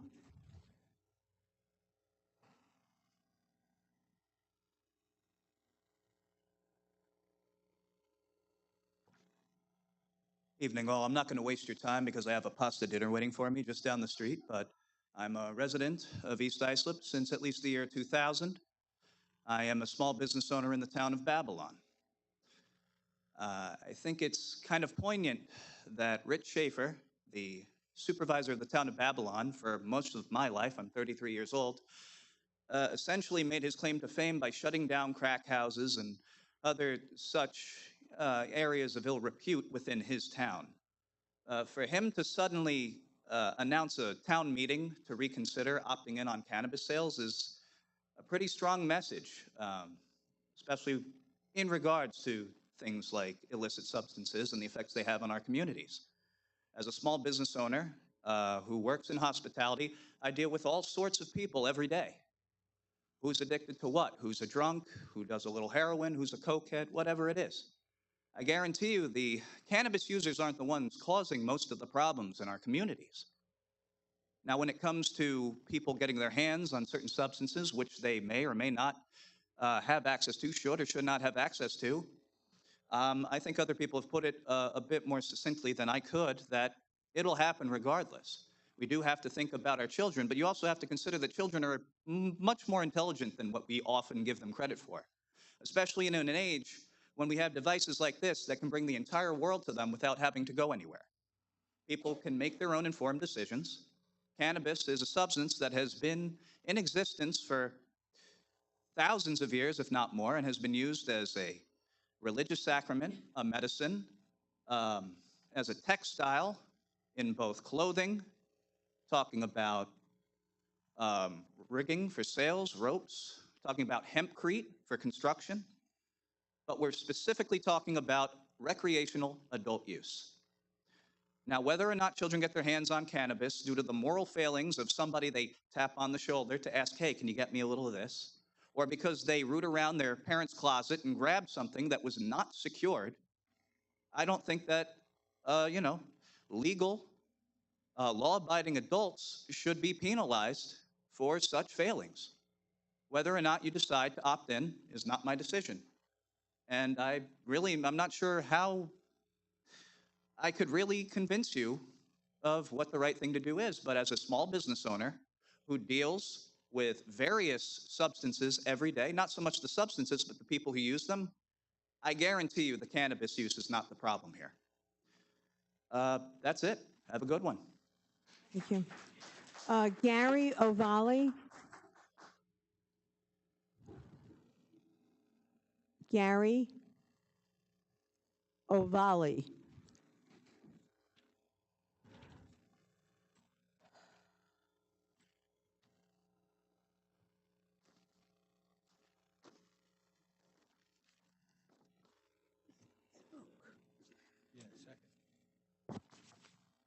Good evening. Thank you for having me, and thank you for being here. Much appreciated. Thank you for the opportunity to speak. My name is Gary O'Valley. I am a lifelong resident here in the town of Islip. I'm also the president of the Long Island Cannabis Coalition. You've seen a few of my members, heard a few of my members talk and address you earlier. Tonight, we will hear from many people sharing a lot of information, some of it very constructive, some of it full of bad information and fueled by fear and antiquated beliefs. I hope that the voting members of this board have the wisdom, the insight, and determination to parse through most of that to help you come to the best decision for your constituents. I'm a lifelong resident of the town of Islip, born and raised right down the road in Central Islip. Many of you knew my mother, Silvio Valley, and all of the good work that she did to better our towns as a community leader. And I stand before you today carrying on that legacy. More than anything, I want what is best for the town and the people who live in it. Today, cannabis is a legal industry in New York. It is full of licensed operators and businesses that support the launch and safe handling of cannabis products in our communities.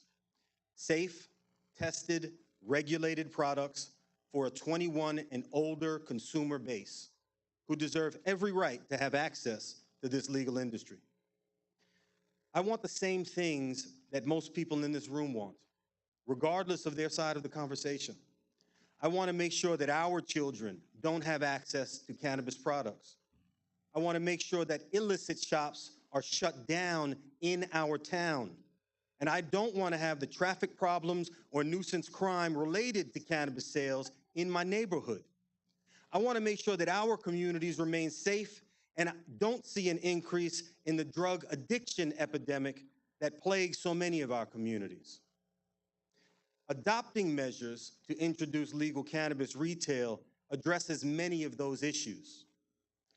Cannabis retail shops are mandated by the state to prevent access to children. They can't be marketed to. They're not even allowed to look inside of the stores from the street as they walk by. Every time a legal dispensary opens up, the Office of Cannabis Management works with local law enforcement to perform sweeps of the surrounding area to make sure illicit shops shutter their doors and remain closed, helping to remove the criminal element to this conversation. Of all 6 dispensaries currently open on Long Island, there have been none, 0 complaints against them for traffic, crime, smell, or illicit activity. You heard a lot of the fear in here, and it's just false. I ask you to pass this resolution and allow cannabis retail to open in the town of Islip. Thank you. Next speaker, Ann Forkutza. Ann Forkutza.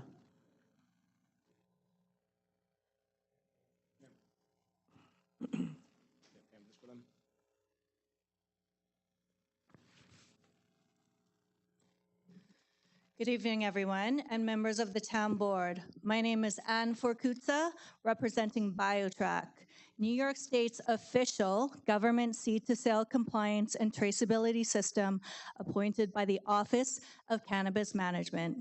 Our system provides compliant ways and tools that support the state's goals of economic development and public health and safety.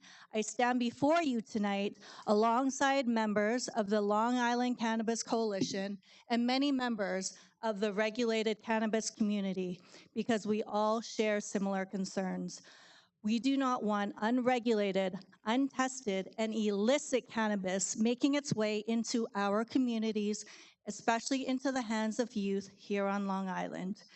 This is exactly why New York has taken a thoughtful and strategic approach by rolling out a seed-to-sale compliance system like BioTrack.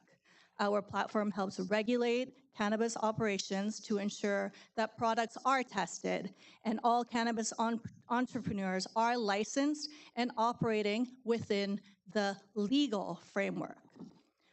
BioTrack currently operates in 38 states and 13 countries. We've supported numerous cannabis legalization rollouts, and we have consistently seen the same trend. Despite concerns, the data shows no spike in underage consumption or any increase in related crime for licensed legal cannabis. I repeat, the data collectively in 38 markets shows no spike in underage consumption or any increase in related crime for licensed legal cannabis. Instead, we see economic growth, job creation, and increased tax revenue to help fund community efforts. Our system ensures every product is tracked from seed to sale. That means every plant, every product, and every transaction is scanned and monitored. This level of traceability gives law enforcement, regulators, and communities, including this community, the tools needed to keep cannabis out of the hands of minors and maintain a tightly controlled legal retail ecosystem that protects youth and supports public health. We've prepared an information packet for you, and we welcome the opportunity to work together and answer any questions you may have. Thank you for your time and your commitment to your community. Thank you. Next speaker. Just see where that went. Ryan Olson.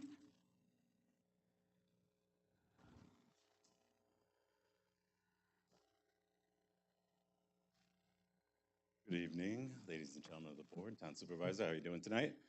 I am Ryan Olson. I'm an LMSW. I work for Youth Enrichment Services. I am the supervisor of the co-occurring disorder. Our clinics are in Islip and Brentwood. I also live in West Islip, so I'm a town member.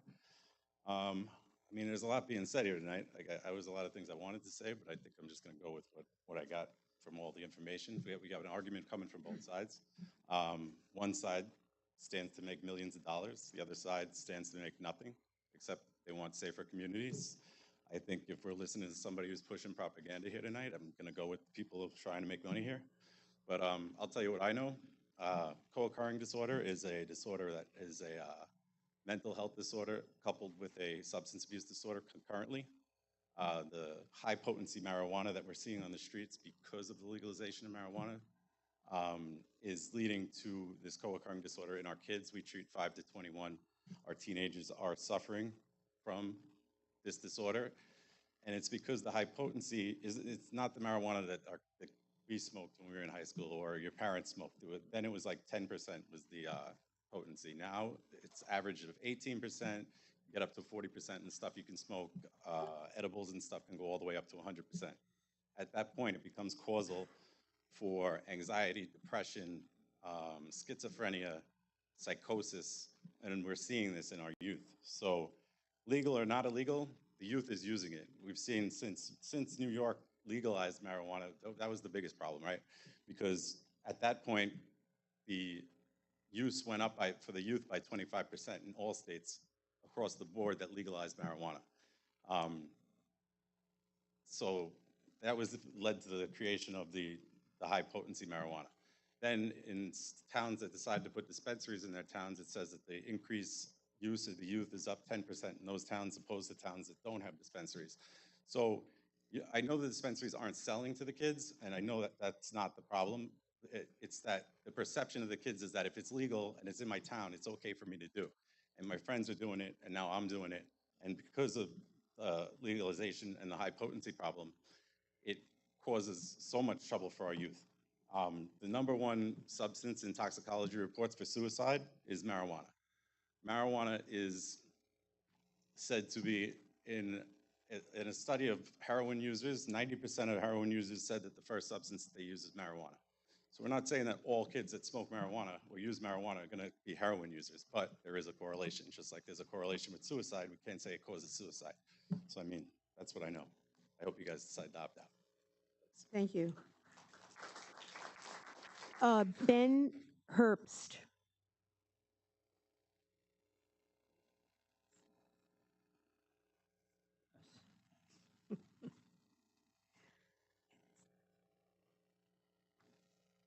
Ben Herbst. Took you longer to get here from Brooklyn, huh? I apologize, I was downstairs. Thank you, Council, for listening to everybody today. I know there's a lot of people here talking about feelings, and I just want to talk about straight facts. ISOP has an issue. You're flanked by 2 municipalities that allow cannabis dispensaries. These other facilities are delivering into ISUP. Not allowing a legal dispensary in ISUP has no effect on the resident consumption amounts, but only the revenue of ISUP.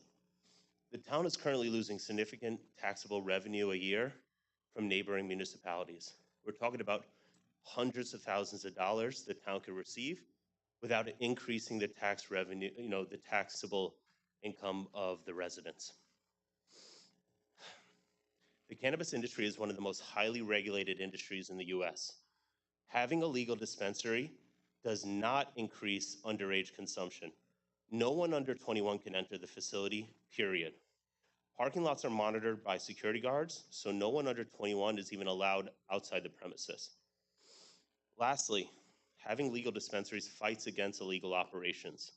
Having a legal option allows residents to buy legally. Buying legally hurts the illicit market. One last thing. By the numbers, the most addictive substance issue in the US today is alcoholism. And I'm sure there's many people in this room tonight that might go out and have a glass of wine. Is there any concern that liquor stores are causing issues for the youth? I don't believe so. We have to be realistic about what's happening. This is a legal industry, and it's one of the most highly regulated in the US and should be treated that way. Thank you. Thank you. Next speaker, Kevin Crumlish.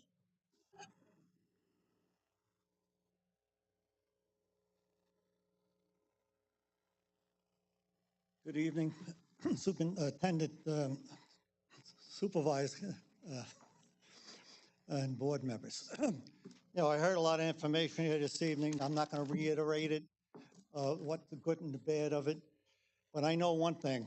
Marijuana is a gateway drug. I spent 20 years in the New York City Police Department as a detective. I arrested 16-year-olds for homicide due to marijuana. It's nothing but a problem. It's a gateway drug, and anybody that disputes that, I have a problem with. You heard from the superintendent of schools in the West Islip. You heard from Mr. Gandolfo about the problem with marijuana, with accidents. Absolutely. I've had auto accidents as a uniformed police officer. You go up there, it's a minor accident. Next thing you know, one guy is fighting like crazy with another person. He's intox, right? So I told him to sit in his car and mind his business. He wouldn't even listen to me. I finally had to arrest the guy. So now I called the intox unit. I figure he's intox on alcohol. Came up clean as a whistle, right? I had to take him to the hospital for a blood test, which then he refused. So the marijuana doesn't show up if you get pulled over for a breathalyzer. You have to get a blood test or a THS type of test, so it's a problem. Now, going back when my children were growing up back in the 70s, as a police officer, I was very concerned about drugs and so forth like that. So I did some studies. The biggest study was up in Canada, and they're talking about habitual marijuana smoking with young people. I'm saying it's young, is definitely damage to your brain. As we heard one of the speakers up here earlier speaking, she mentioned that the brain damage can go up to 25, that the brains are not developed, and that's probably true. So recently I did a study on marijuana up in Canada. The Canadians, they did studies back in the 70s. That was the first ones I ever read about. So this one here was, they legalized it up in Canada up in 218. So 218 to 225. This is a shocking number. 105,000 hospitalizations for cannabis or marijuana. I call it marijuana. I don't know what cannabis. It sounds a little more formal, I guess. I'm very disappointed in some of these people that came in here that are legalizing it, that they control it and don't make it over intoxicating. Marijuana is marijuana. I don't care if you're selling it legally or illegally. It's also a burden on police departments. That someone was saying that they're going to have extra police monitoring the areas where the stores are opened up.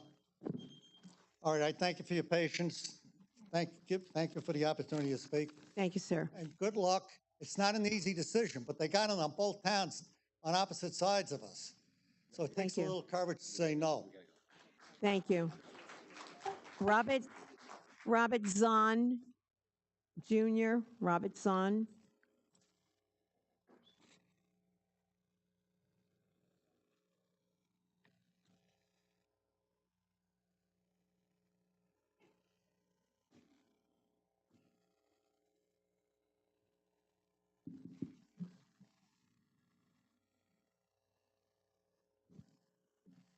Hello.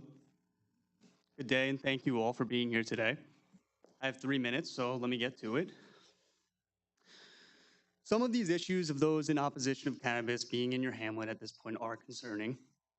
The illicit shops running, taking money from your pockets, the carelessness of product safety of said products, as well as the safety of our community. Providing places for retail distribution will not only contribute lump sums of taxes to state and local governments, create jobs for businesses to build, renovate, and employ. This will also allow some of these retail distributors to create revenue to provide environments such as consumption lounges to consume tested product properly and safely in controlled environments. Just as pharmaceutical and prescription drug companies concerned, there's need some sort of security in household to prevent young children access. I get that. If my license is accepted, we will be educating consumers on retail about safely storing our products being sold. CVS Pharmacy, you allow kids go in there. They could see the prescription being held. They could see the prescriptions being given out. These are facilities that are going to be locked in presence of something that's beneficial. I've been to the Albany meetings. I've seen people suffering with cancer. I've seen people suffering with illnesses that aren't helping. They have vouched for this product. They have vouched for this medicine. It's neuroprotective. There's certain aspects about it that are beneficial, and everybody seems to be doubting its capabilities. People want to be able to trust what they believe too. And I feel that cannabis allows people to do that in recreational use. They can understand what benefits their body. They can understand what benefits them. They don't have to always trust people that aren't doing psych tests or aren't doing things for the community that they feel is good. Some people are false diagnosed. It's not an issue of how are they going to prevent it from children and this and that. It's the parents' obligation to do that. We are doing as much as we can with these facilities. The parents are up to what they can do and conceal and secure these items, these products. I see at the Albany meeting, somebody stood up and said they were supposed to die of cancer 7 years ago. And medicine hasn't helped them, and they believe this has. At the end of the day, cannabis is legal in New York State, and it's here in our towns and has been. Whether you're against the community or with us, I believe, and most of us would agree, that opting in would be creating a solution to an already proposed bill here in the town of Islip, restricting access to young adults by age-restricted facilities and safer space of consumption for all. We need to be notified. It's at our homes as well. We need to be notified, and these establishments are going to be able to express that and give a safe place and funding for them to be able to use and be educated and monitor themselves. Thank you, and I appreciate your time. Thank you. Next speaker, John Cobell.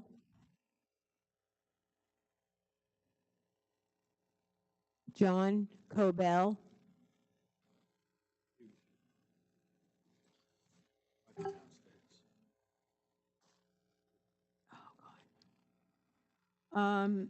Bailey Medagno from Bayshore. Bailey Medagno.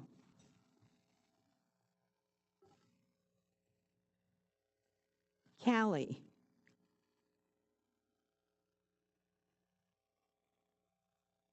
Callie from Valley Stream. Barbara Voris.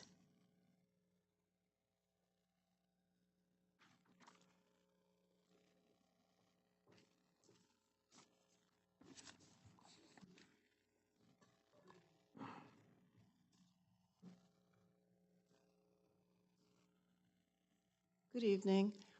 Thanks for having us here. My name is Barbara Voris. You may know me from the community. I've lived here like 45 years, and I'm active in community and prevention. working with the Great South Bay Coalition, I am constantly reading research and doing surveys with school districts on substance use. And I'm going off script now because I've heard so many pro opt-in people telling us that they're going to reduce our taxes. My friends that are in Babylon, their taxes haven't gone down. My friends that are in Brookhaven, I don't think their taxes have gone down. The consumption lounges, that's challenging. I'm going to go back on script. I'm here to inform you of the negative health issues of cannabis use disorder that occurs when someone keeps using cannabis even though that it is harming them. Cannabis use disorder will develop in 1 in 10 people who regularly use cannabis. Young people using cannabis before 18, it will rise 1 in 6. The growing concern is the THC that's in the cannabis. That's what gets people addicted. THC, when it's smoked or when they're eating it, alters mood, increases hunger level. We've heard all the different symptoms. Marijuana users, one research article I read talked about marijuana users under the age of 50, 6 times more likely to experience a heart attack, 4 times more likely to experience ischemic stroke, 2 times more likely to experience heart failure. Long-lasting impacts on thinking. There is some question on about IQ going down about 8 points. One of the research articles that I read talked about the hidden risk of legal cannabis. There are complex and inconsistent regulatory landscapes and the contamination at the cannabis dispensaries. New York State needs to have more rigorous testing for microbial contamination, pesticides, heavy metals, solvents, and mold. And yes, mold is in the cannabis that people are consuming. And in Babylon, when they were in a rush to get the cannabis dispensaries open, the mold level was left, they changed the amount. So they let an increased amount of mold in the cannabis. We want our residents in Islip to stay healthy and safe as we explore the unknowns of legalized cannabis use. Great South Bay Coalition would love to work with the Islip Town Board to develop a healthy approach to the legalized cannabis policy. At this time, we need more information from research to make sure we do not reduce our town budget with increased enforcement Thank issues you. for law enforcement. Thank you. Thank you, Barbara. Karen Winter.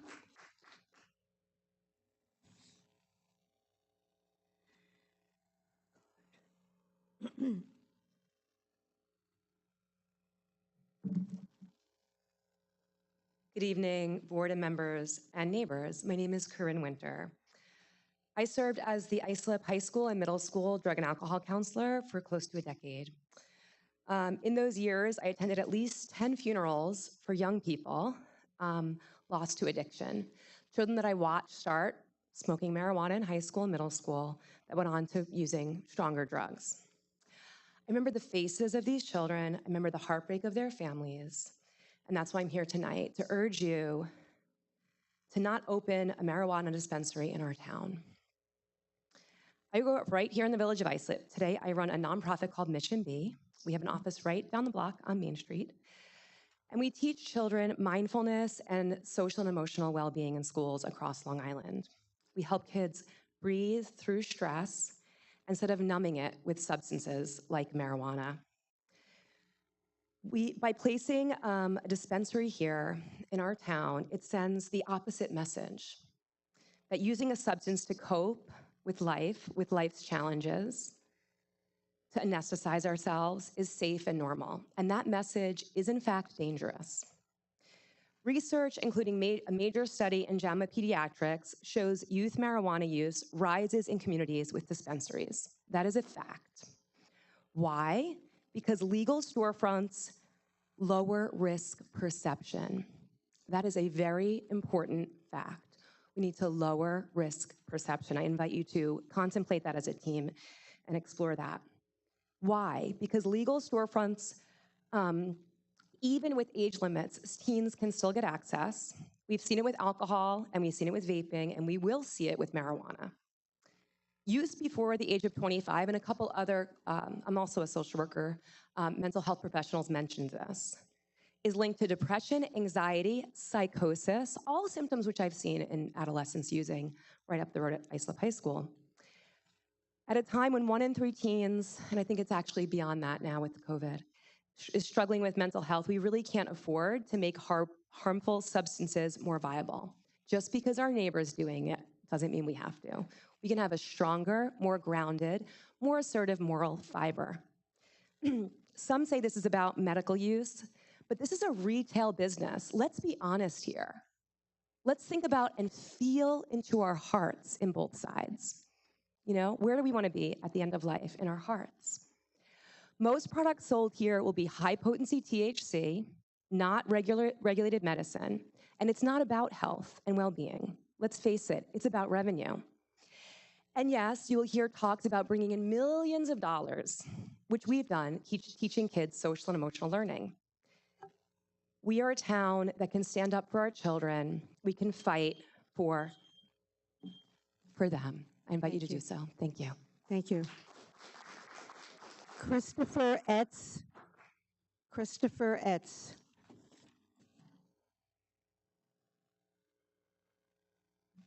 Thank you, Supervisor Carpenter, and thank you, Town Board, for giving me the opportunity to speak.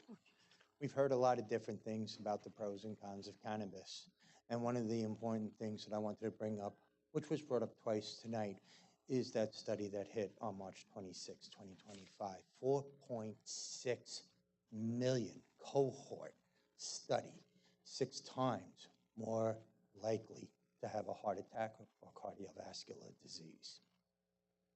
1.5 higher for stroke.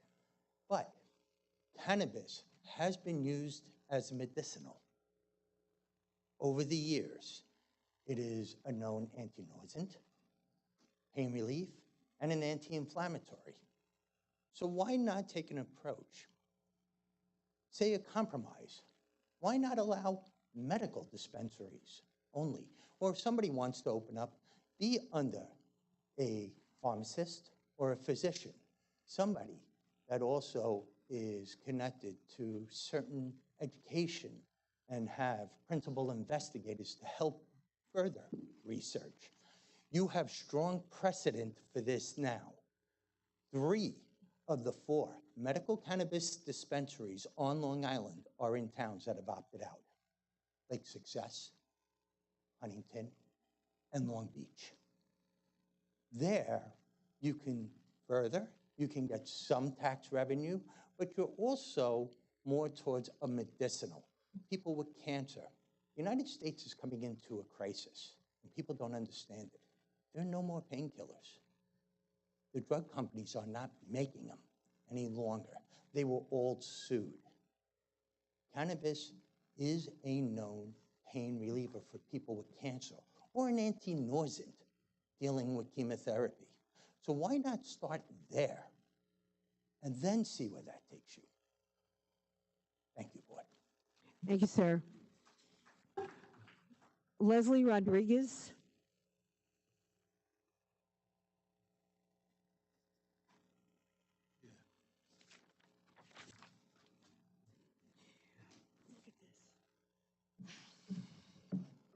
Hello, everyone. Ready? Yeah, sure, go ahead.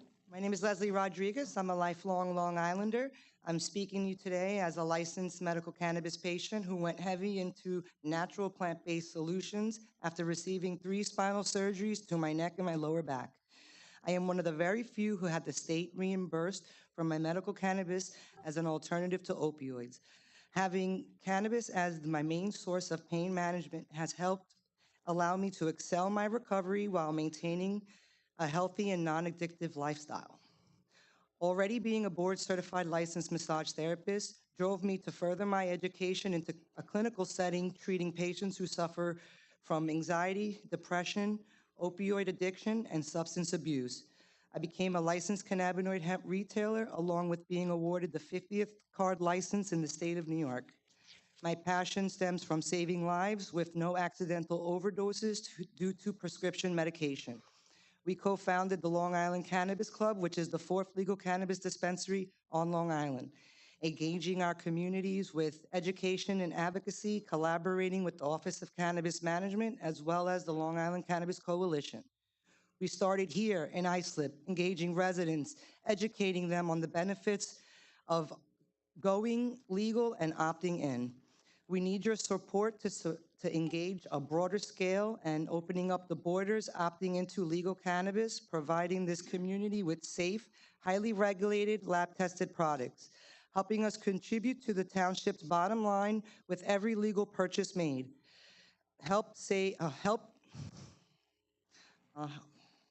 Will help ensure a place where 21 and older will not gain access. We are here to bridge the gap away from the illicit and steer the residents towards a legal storefront. We would love your support to continue educating the residents of Islip, positively impacting this community and help improve the quality of life into a healthier standpoint. And we can do this in a chemical dependency-free way. Going green will help you stay clean. Thank you so much for your time and consideration. Thank you. Next speaker, Nancy Rousseau. Nancy Rousseau.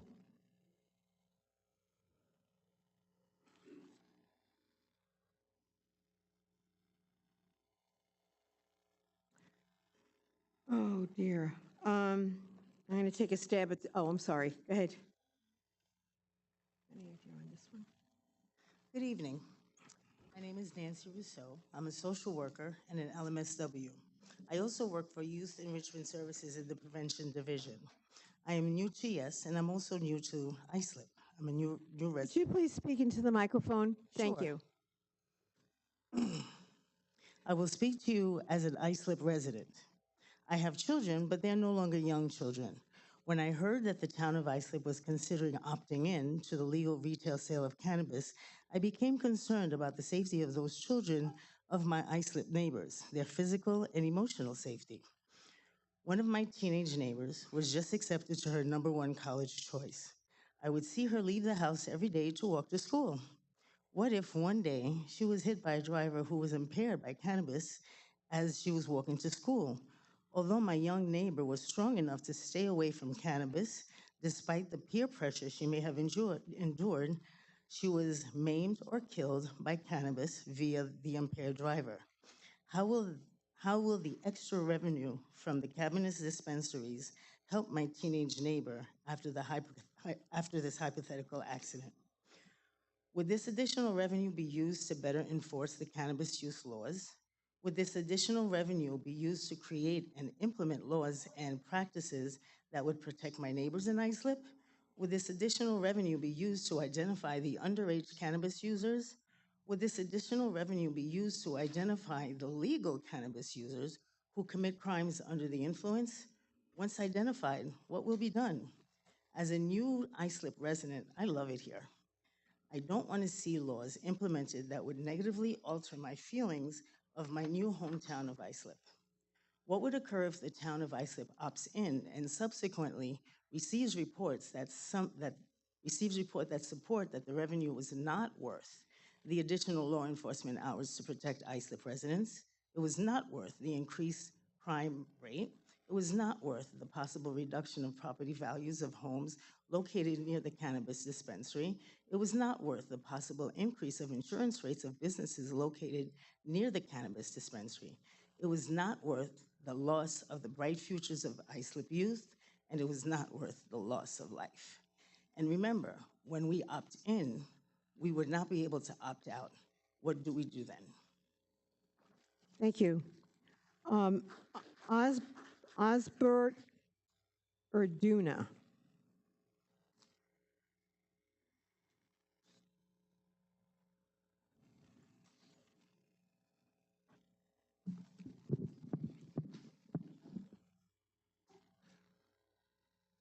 Good evening, Madam Supervisor. My name is Osbert Orduña. I am the co-founder of the Service Disabled Veterans and Cannabis Association and the CEO of the Cannabis Place Dispensary. I lived in the town of Islip for many years. My children went to school here, I owned property here, and I was a volunteer fireman here. The town's measured approach was correct. But now you can see and review the data from places like Babylon and see the positive impact that legal, regulated cannabis sales have had on the town and its tax base. But this goes well beyond that. Today, we have heard opposition against legal dispensaries, while at the same time doing nothing about illicit smoke shops, gas stations, and other places selling unlicensed, untested, unregulated, trafficked cannabis and illicit hemp products to our youth and throughout our communities. By contrast, legal dispensaries require each person to show ID to prove that they are 21 years or older to enter. Products sold in licensed dispensaries are tested, regulated, and include education for consumers. As a disabled veteran, I entered the cannabis industry after seeing many of my veteran brothers and sisters succumb to suicide due to dealing with PTSD and chronic pain. You see, suicide is the second leading cause of death for veterans. Cannabis has been a positive life changer for many veterans. Cannabis has also helped innumerable patients, including cancer patients, and probably even multiple people you know. Like I said earlier, I am the CEO of the Cannabis Place Dispensary. We operate the largest free delivery service on Long Island. Let me share some data with you. Here in the town of Islip, the average age of our cannabis client is between 40 to 65 years of age. The clients are female, and the product they purchase most are edibles, specifically edibles that help with sleep issues, chronic pain, and menopause, the maximum dose of which is 100 milligrams. By contrast, illicit stores operating within walking distance of Town Hall are selling unlicensed products that are 100 times more potent. I urge you to review the 1972 Schaefer Commission report that decades ago proved that cannabis was a product that was safer than alcohol, cigarettes, and safer than many prescription medicines. Cannabis is not a gateway drug. I urge you to vote yes for the licensing of dispensaries to ensure a safe, regulated industry instead of the illicit stores that currently operate in the town of Islip. Vote yes based on the data that proves that legal cannabis is not the enemy and instead provides good paying careers, safety, and opportunity to continue to do things the right way. The Service Disabled Veterans and Cannabis Association welcomes the opportunity to proactively work with you, the town of Islip. And please note that synthetic cannabinoids, fake marijuana that is lab-made, and includes psychoactive substances is being sold throughout the town. Shut down those stores and do the right thing and allow legal, regulated cannabis for those adults 21 and over who want to access safe, licensed dispensaries to have the opportunity to do so in a responsible manner. Thank you for your time. Thank you. Martin Kamernick. Martin Kamernick. Martin?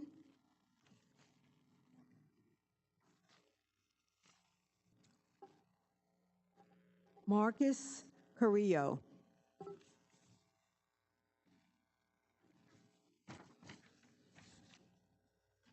Yes, how you doing? My name is Marcus Carrillo. I'm a lifelong resident of Suffolk County, living both between Babylon and town of Islip. And I started off as a user of marijuana, and I also sold marijuana for many years illegally. And off that, I received a criminal record and everything off of that I currently fixed my life. I changed it for the better. But at the end of the day, it's still available like it was back then. Anybody can get what they want to get, where they want to get it, how they want to get it. Realistically, the regulation of it by making it a legal location, whereas it's regulated, is way safer between purchasing, between health, between everything. As we all know, Islip is a town that has always sought innovative ways to enhance the well-being of its residents and stimulate local growth. Legalizing cannabis is one such opportunity, one that not only aligns with progressive change across a state, but also holds the potential to transform Islip into a hub of economic growth. Let's state facts. New York State legalized cannabis for recreational use in 21. Many neighboring towns have embraced retail cannabis shops, and the results have been impressive. Take Hempstead, for instance. Their cannabis retail shops have generated substantial revenue, with some reports showing over $25 million in sales in just the first year of operation. Similarly, the town of Brookhaven, which borders Islip, has seen a 25% increase in tax revenues since welcoming cannabis retailers into their community. These are not just numbers, these are tangible benefits, jobs created, benefits thriving, and essential revenue that goes directly into enhancing local services, including our schools, infrastructure, and public safety. Cannabis retail shops are an economic engine that will directly benefit Islip. According to New York's Office of Cannabis Management, 40% of cannabis sales revenue is earmarked to community reinvestment, which includes programs aimed at youth, education, economic development, crucial investments for our future. Not to mention with cannabis sales growing across the state, New York is projected to generate more than $1.5 billion annually from marijuana-related industries. As Islip, we shouldn't miss out on that revenue stream. But beyond economics, there is also a matter of social justice. By legalizing cannabis, we can help right the wrongs of decades of disproportionate enforcement in our communities. Legal cannabis means safer products, regulated sales, and an end to the criminalization of responsible adult use. It's an opportunity to empower our local community and show our commitment to fairness and inclusion. While it's true that there are concerns such as potential increases in traffic or the impact of young people, the data from other communities shows that when cannabis is properly regulated and responsibly implemented, these issues can be mitigated. Retail cannabis. Thank you. Kiana Anderson.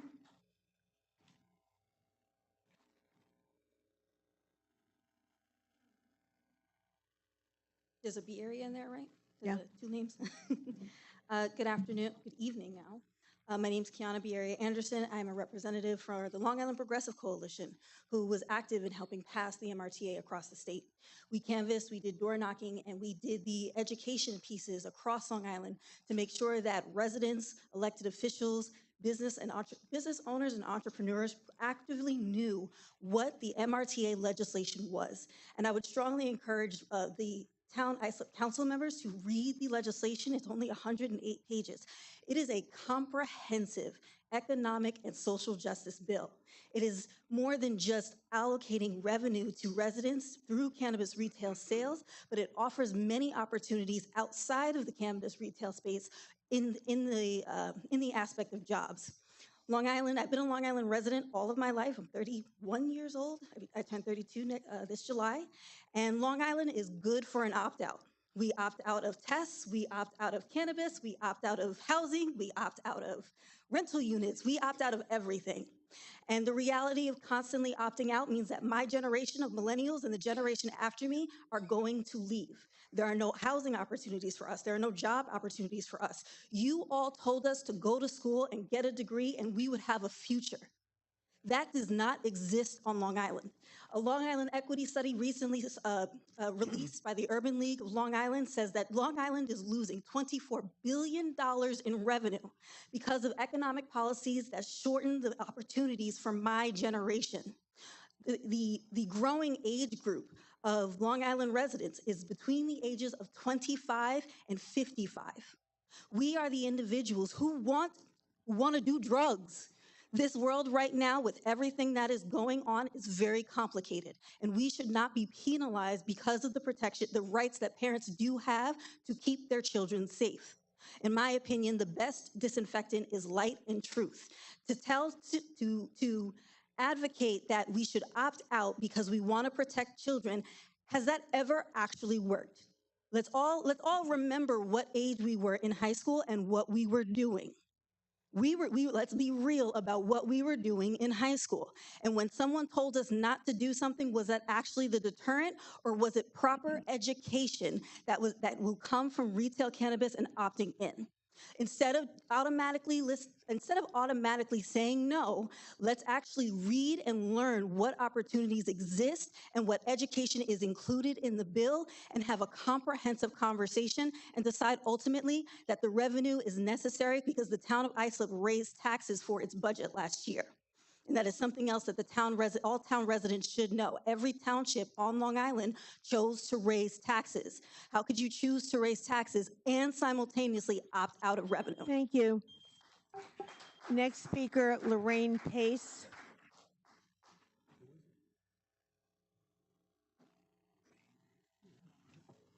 Lorraine Pace.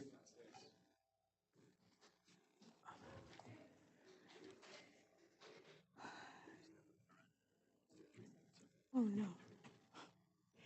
Danielle Carua. Danielle Carua. Okay.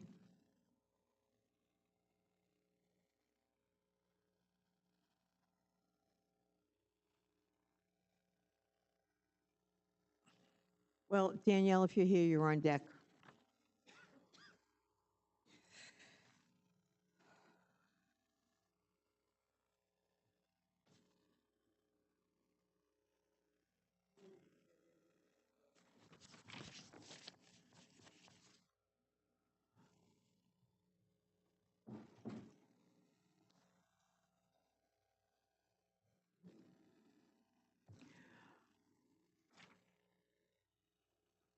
Do you see her? Okay, Danielle? Danielle Carrera?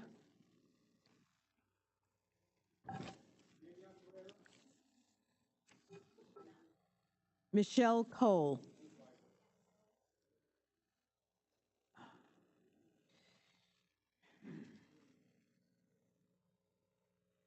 Lorraine? I'll be very quick, and thank you for having this today. My concern is driving on the roads with impaired drivers. You see them weaving in and out. And if we should do anything, we should listen to the people that deal with this on an everyday basis, such as Charlie Gandolfo, that sees all the accidents on the roads, such as the police that have to pull them over. And it's harder for the police to detect where it's, what they're under the influence of. So as a driver and as a 70-year-old Islip resident, I'm very concerned. And thank you for having me. Thank you. Michelle Cole?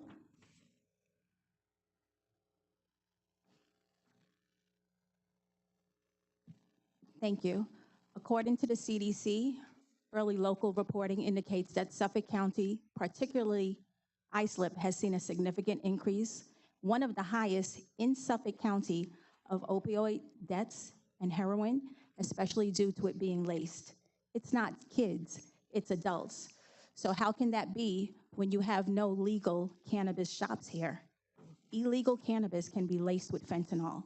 Cannabis stores will reduce laced illegal drugs. They will educate and they will regulate. It will control the cannabis on the streets. Would you rather your residents meet under a street lamp to purchase illegal drugs or go someplace where it's regulated and safe? It's going to happen. They're going to buy it illegally. So why not do something where your residents are safer? There's an economic crisis and programs and state funding is being cut. These stores can fund the programs in the town of Islip. In September, the town of Islip has an initiative in memory of the lives lost, those to recovery, and the Islip families affected by mental health and substance use can be funded by the revenue of these cannabis stores. In Babylon, cannabis stores currently contribute heavily to community outreach. They can support mental health and other programs that support the betterment of the families of the town of Islip.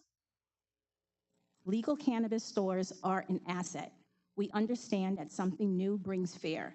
This week, for those who are opposing this, go visit the Babylon stores. Look at the security, look at the safety. They are beautifully built. They're not what you see on TV crime shows. Earlier, someone said you have an issue with prostitution and sex trafficking. The revenue will assist with cleaning that up because the state will not give you the money to fund these programs. Everything is being cut through the board. You will not have the money to do it. Cannabis revenue will help. Things said earlier in this meeting that are not true. Someone said collisions are caused by cannabis. The #1 killer for car accidents is alcohol, and alcohol is on every block in your town. They also said that the cannabis stores are a burden to the police. That's not true. These stores have their own licensed security, no burden to the police. The security of these shops are mandated and they are very strict. Someone also said earlier that The taxes, someone said that the taxes were supposed to go down. No one said that. They're not making that claim. So that's what's untrue. A high school counselor just spoke, social worker spoke, and about her not-for-profit for kids. Again, these cannabis stores will fund those programs. They are for the community. They are for education. They are for safety. They are for regulating. And they will fund a lot of these programs that you need funding.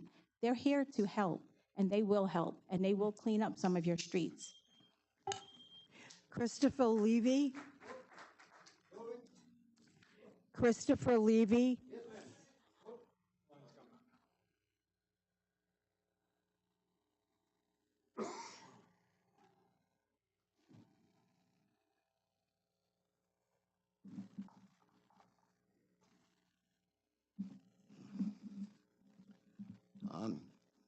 Should you start? Yep. Thank you for having me, by the way. It's got to be a long day for you guys. Thank you for the opportunity for the community to speak. What I would like to advocate for here is actually the Long Island culture. And growing up as an Islip person, I'm very fond of my culture. I'm very fond of Long Island. One of the things, I'm not going to try to pronounce the Latin, I haven't taken it since high school, but one of the things your motto, town motto says, I think should be a leader in developing the cannabis on Long Island. We should have trust in our community, but we should also know who they are and where they're coming from and what they're doing. If we're just going to be like trying to push everything to the side and say, oh, it's not happening here, I think there are people who have said things are happening here. But, when it's what would be worse for an investigation of an accident, I think, is if there was no actual retail store that they actually bought it from. If it was just randomly on the street, you don't even know who's responsible for supplying the stuff to the drivers, right? If you got a store, you can actually investigate where it's coming from and stuff, right? I'm just making that point. But what I'd like to say is Long Island community and Long Island culture should be a leader, not here just in Long Island. We should be a leader in cannabis culture development across our country because it is a revolving thing, right? Like it looks like it's happening for across the country, unless there's going to be a major U-turn in policy. So why aren't we stepping up to develop and be the ones that people are looking to for answers for the rest of the country? Because, I mean, it would be really great if Long Island, which our brand name, I think, in the cannabis culture for the rest of the country has enough brand power as New York City itself. I mean, if we develop it correctly, right? But if we allow corporations to come in, one or two businesses to be able to own every dispensary from seed to sale, then there's not going to be no Long Island culture actually represented in our stores. It's not going to be something that we can actually control local. But I'm just putting my opinion out there, and I know that these are all my opinions, and I do appreciate you for the opportunity to say them. Developing an example and being a role model, I think will protect the kids more than slapping their hand and saying no. That's just my opinion. But anyway, I should see my time to the next person. Thank you. Thank you. Kristen Kripe.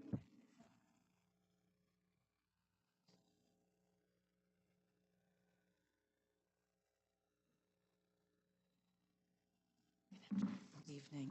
Thank you again for letting me speak.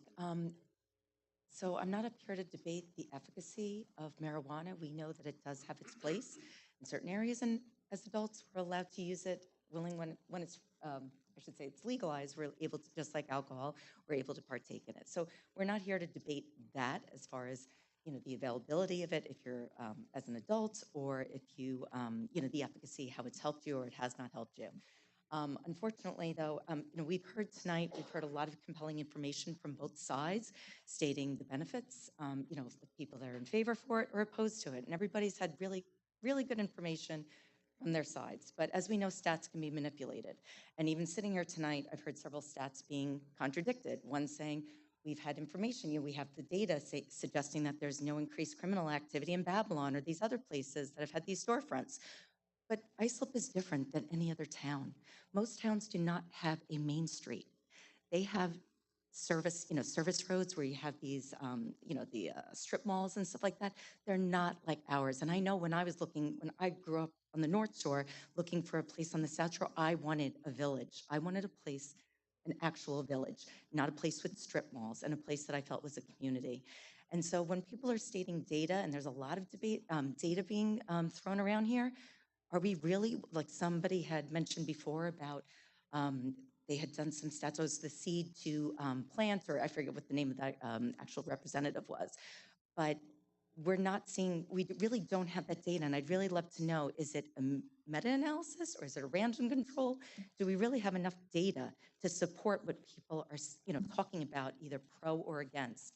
And I really think we really need to look at that again and really look at the data and where it's coming from. Because as I said, if you know anything about statistics, you can manipulate it to the best, to however you want it to fit your or support your side.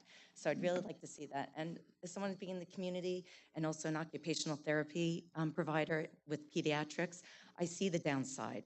I see that, the kids that are at risk, and having something that's normalized in our community. As I said, I'm not opposed to the use of it as a recreational, but within the community, when you start having access, ISLIP is a business like any other form of government. You're in a business. And before you scale your business larger, you better make sure that the plan you have now, the business you have, is actually successful and functional. We're not there yet.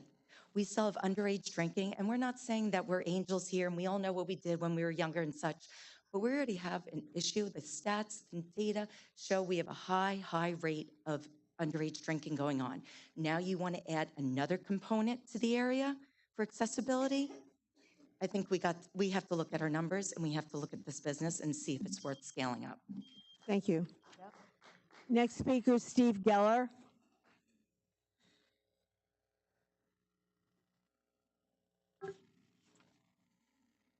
Good evening. Thank you all for your time. So we've heard what I would categorize as three main reasons for the legalization of dispensaries in the town of Islip tonight. I think it's fair to say that the majority of those opinions came from people in the cannabis business. The first is that legalization of dispensaries will somehow clean up and control illegal sales of I'm sorry, I'm an old guy. I was going to say marijuana, cannabis. Listen, we know that's not true, okay? There's always going to be a black market. People are going to want stronger cannabis.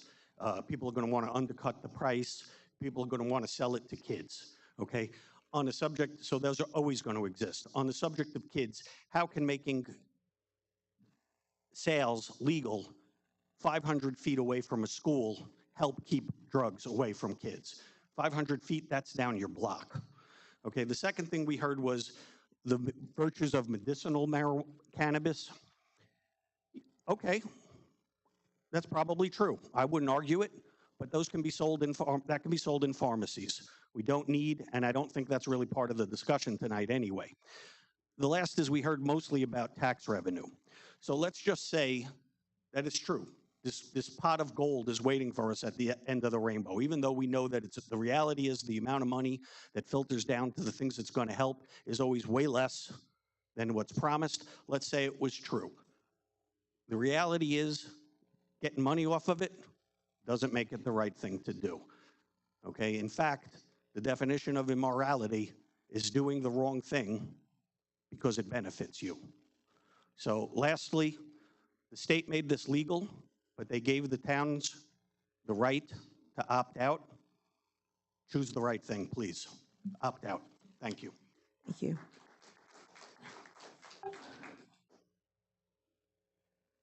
Brandon Cruz.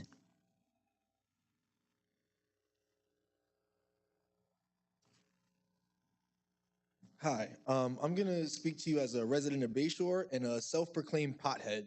So I understand that many people my age don't come to these meetings, which is really unfortunate because I don't think that this room is an accurate depiction of all of your constituents.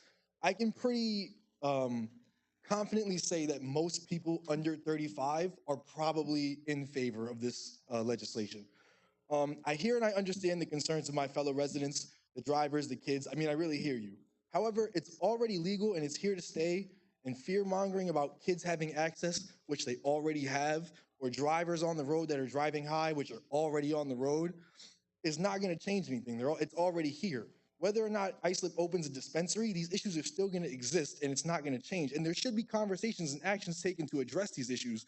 But as somebody who knows where the illegal stores are, knows people who buys weed from them, smokes that weed, and knows I can send one text message right now and buy all the illegal weed I want, not opening a dispensary here is not going to change any of those things. When I get out of this meeting tonight, I'm going to go home and I'm going to smoke marijuana. A dispensary not opening is not going to change that. The only difference is, am I going to give you my money, or am I going to drive 10 minutes to Babylon and give it to them instead? And I spend a lot of money on weed. And that's all I have. Thank you. Christina Marks.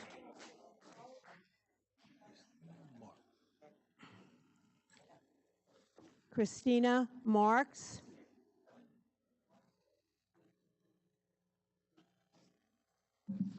Hi, good evening. I wasn't planning on speaking tonight, but after listening to everybody, I just wanted to give a few points of feedback. My name is Christina Marks. I'm a West Islip resident for 25 years, and I also sit on the West Islip School Board. And as somebody who sits on a board, I just want to thank those of you that have been able to remain engaged and make eye contact this evening. Just watching you guys, I think that makes a big difference, and I appreciate that. I know you're probably all tired and hungry, and it's a long night, and I appreciate your service. As mentioned before, in West Islip, we do have industrial zones that are very nearby schools.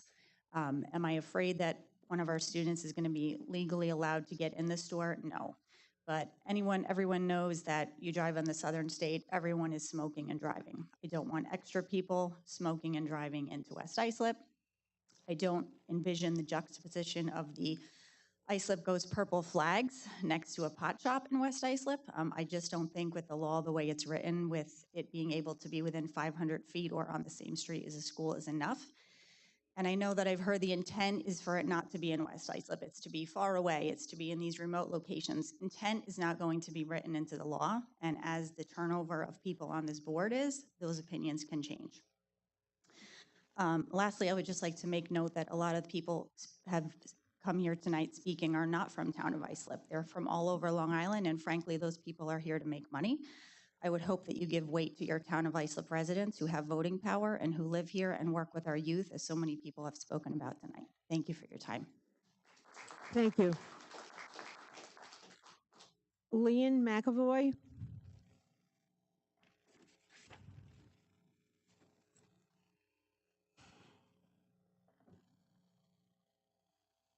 Hello, I'm here tonight, and I'd like to thank you guys for giving me the privilege and opportunity for me to speak to you. I've been in Islip my whole life. When I was 12, I started a baking business, and Ms. Carpenter, you were one of the people to buy them. I walked up into your office, and I've had some really great experiences with the town of Islip. It's a really great place. And looking at your seal, right above your head, Ms. Carpenter, there's a saying, Fide sed quae vitae, faith but with vision. I'd like to ask all of you guys to have vision tonight. Now, I'm not saying anything about why we shouldn't have cannabis. I'm not giving those arguments. Why should we have cannabis? That's the big question. Because frankly, there haven't been any good reasons listed. They say that we're gonna have $2 million more a year in revenue. Well, there are 300,000 people in Islip, and if you break up $2 million to each of them, that comes down to $6 for each of us. For each of us in this room, $6 more on our taxes, which can be like $10,000 to $20,000, right? $6 more for each of us by promoting cannabis. That's not the real issue. It's not a monetary issue at this point. Another reason that's been cited is that we're gonna have safer use of it because it won't be through illegal dispensaries. The point that needs to be cited here is Babylon's just a 20-minute bus ride over that way. It's not that hard to get over to Babylon. I take the bus around Islip all the time. I take it to Sayville a lot. Getting to Babylon is pretty darn easy. So legal cannabis is easily procurable because it's right next door. By putting it in our hometown, you're not changing just how easy it is to procure. You're just making it more, you're further populating it. And The last thing I want to point out is there's been a lot of hammering on the medical uses of marijuana. A lot of us drive farther than Babylon for our doctor's appointments. So why do we need these things in Islip? Islip is a great town. We're one of the towns on Long Island that's like a sparkling gem. We've got the Great South Bay over there. We've got a lot of opportunities open to us. We've got the clams in the water. We've got the Robert Moses Beach a couple minutes away. So many amazing things about this town. And we don't have any reason to introduce this. Monetary reason? No. It's $6 for each of us. The deal is bigger than that. Cannabis is still safe. Cannabis can still be used medically, but it doesn't need to be here. Thank you for letting me speak, and have a nice evening. Thank you.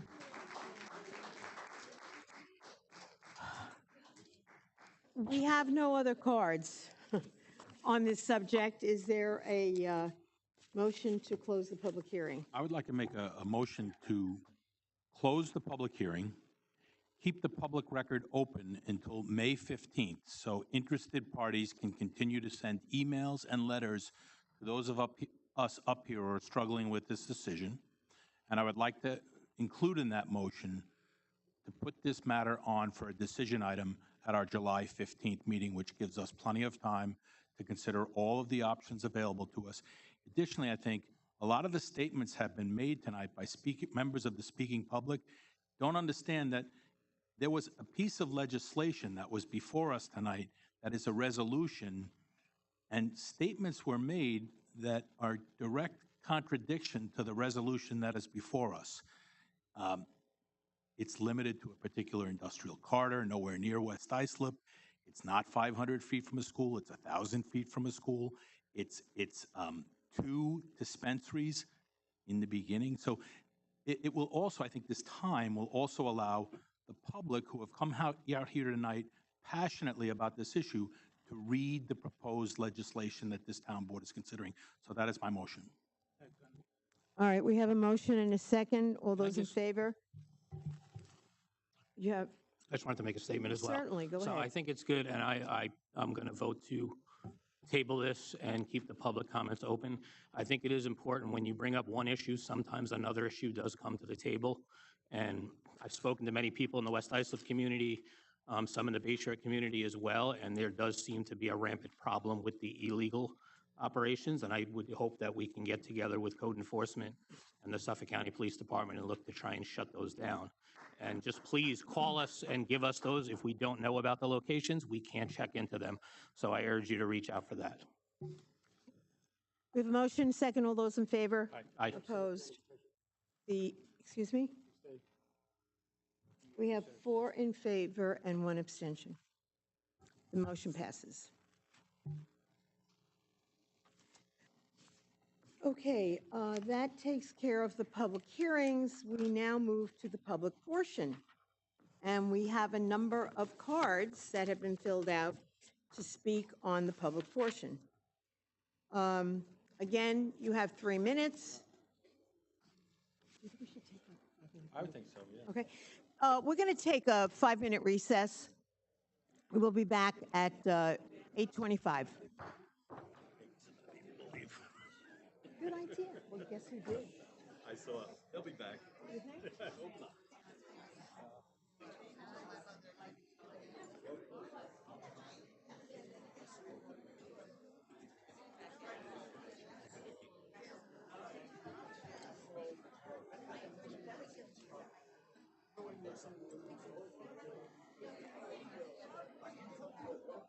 Call any of our offices. Yeah, go on the website and call our office. Yep.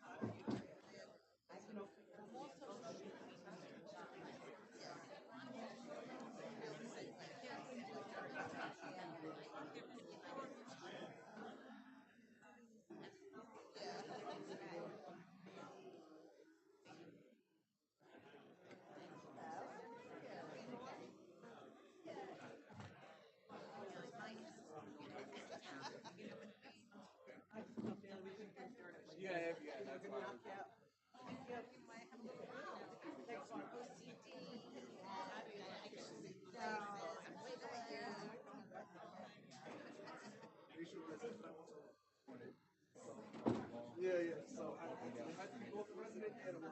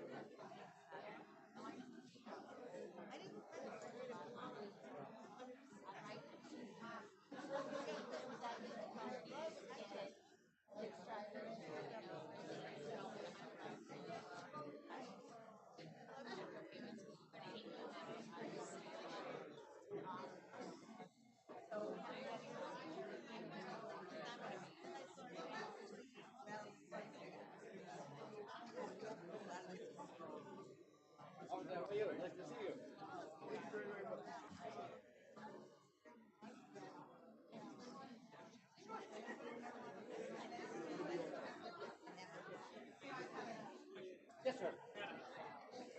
Thank you very much for your I think, yeah, we're going to be from now to May 15th. Yes, either via email, via letter, whatever. And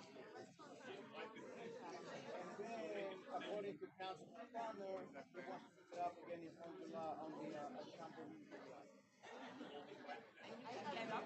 And we will vote on it.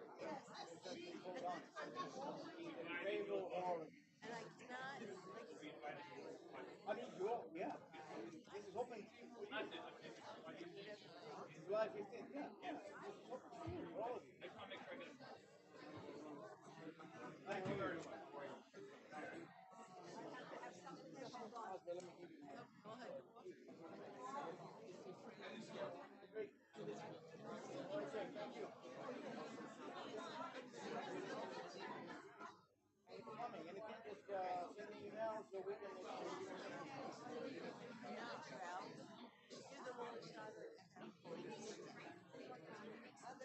Hey, the more information, the better. Thank you.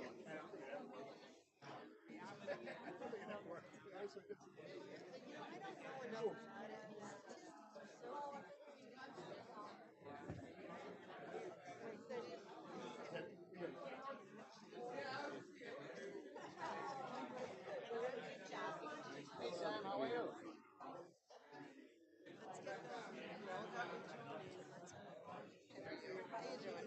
So what happens next? So now it's a, yeah, now We're still not, we did a public hearing, public more input. I'm gonna tree light. Text me later, yeah. Really? Are you still? There was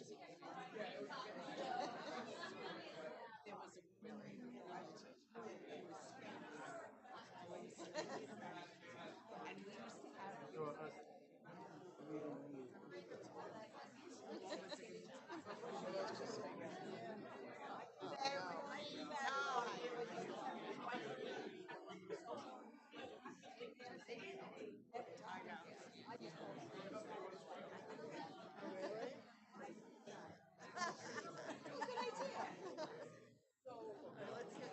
Are you sure? That's the same.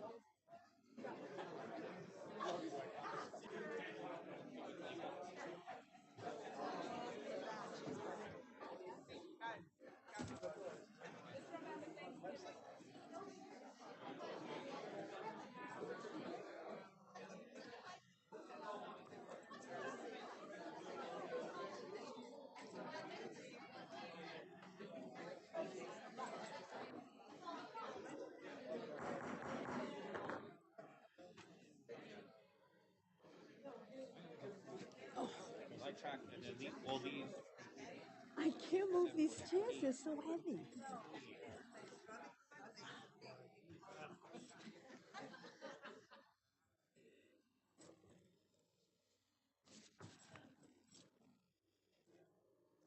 Okay, we have a number of cards in the public portion. I don't know if they're all still here, but we will go through them.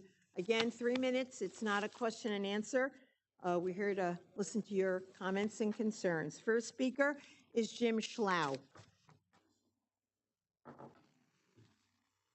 Left. Okay, Susan Cabell.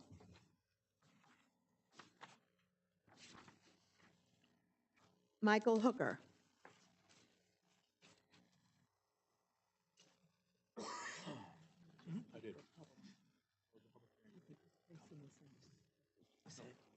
Thank you. Michael Hooker, 40-year resident, Sayville.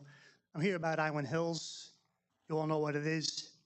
You're going to hear a lot of things about traffic and all sorts of stuff. I'm here about right and wrong and fairness. The rec was bought residential property. They want the town to spin their straw into gold. If they want to build commercial, they should have bought commercial. The entire surrounding community is going to have to subsidize their gain with quality of life and depressed home values. And that's just wrong. It shouldn't happen. It shouldn't be allowed to happen. The town should not be a party to it. I came here in a Corolla. If I could get the town to re-register for me as a Rolls Royce, I'd be great, but it's not gonna happen. They should not be allowed to build what they want to build. They should build, if they want to make money, they should build single-family homes. That's what it's zoned for, and that's what it should be. Anything else is not right. Those people that live around it are going to suffer for the rest of their lives. Lighting, traffic, noise, it's just not fair. It shouldn't happen. There's plenty of commercial property available. That's where they should be building. And that's my opinion. There's a lot of other things, you know, all sorts of, you're going to hear all sorts of stuff. But the bottom line is the community should not be subsidizing millionaires against their will. There's no upside to that thing being built in their community. They're not going to get anything out of it. It's only going to be a downside. And it just shouldn't be allowed. It's quite frankly un-American. It's a transfer of wealth. And it's not with their consent. And at that point, it should be shut down. Let them build houses or let them sell it to somebody who's willing to build houses. Nobody's going to complain if houses are built there. That's what it's zoned for. If somebody complained, I tell them, listen, you can't complain. That's what it's zoned for. I was in the auto business for a long time. I fixed a ton of broken windshields from people who lived around a golf course. And the golf course never paid a dime because their thing was, we were here first. Tough. Now the community's there first. So why does the community have to bend to Reckler? They didn't, you know, it's just, it's not good. It shouldn't happen. I got a little time left on the cannabis thing. Interesting debate. The only thing I want to say is I don't get high, I don't drink, but I've lived a long time. I pay attention. 4 drunks will start a fist fight. 4 stoners will start a band. And I got 8 seconds left. I had a problem last year. The town clerk, extremely helpful. Thank you. Good night. Thank you. Just for a point of information, the Island Hills project, there's going to be a public hearing when that comes before us, but that is not before us this evening. It's not on the agenda, but certainly we're here to listen. No, that's okay. John Tafe.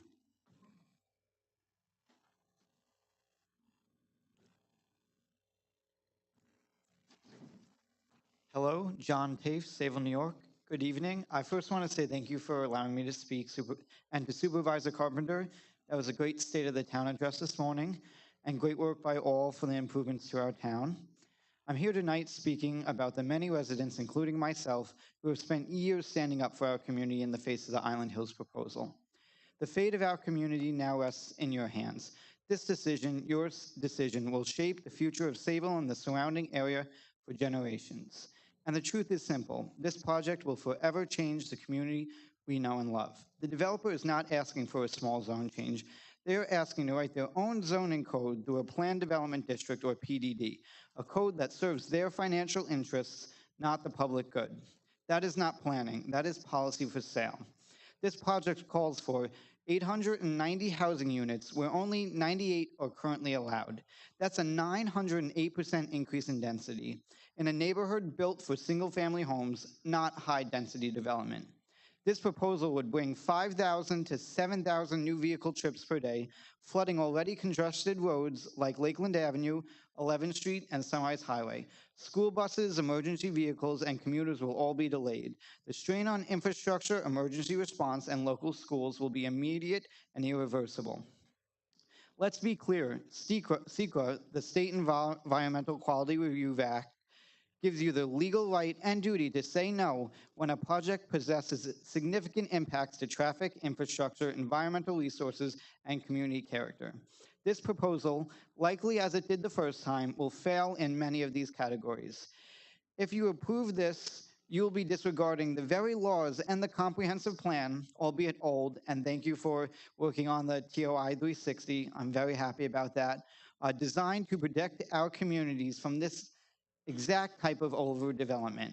Tonight, I'm also here presenting hundreds of letters from residents who stand with me in opposition to Island Hills. Many of those who stood outside in the cold before this meeting protesting peacefully because they care deeply about the future of this town. Their message is clear. They expect to be heard. They expect their representatives to act on their best interest. So I ask you, when it's time to decide, will you stand with your residents, your voters, and the facts and laws behind us, or will you hand over our future to a developer rewriting the rules to suit their profits? Please do what's right. Your community is counting on you. Thank you very much. Thank you, John. The next speaker, Just for Pause, Cat Rescue TNRinc.org, whomever that might be.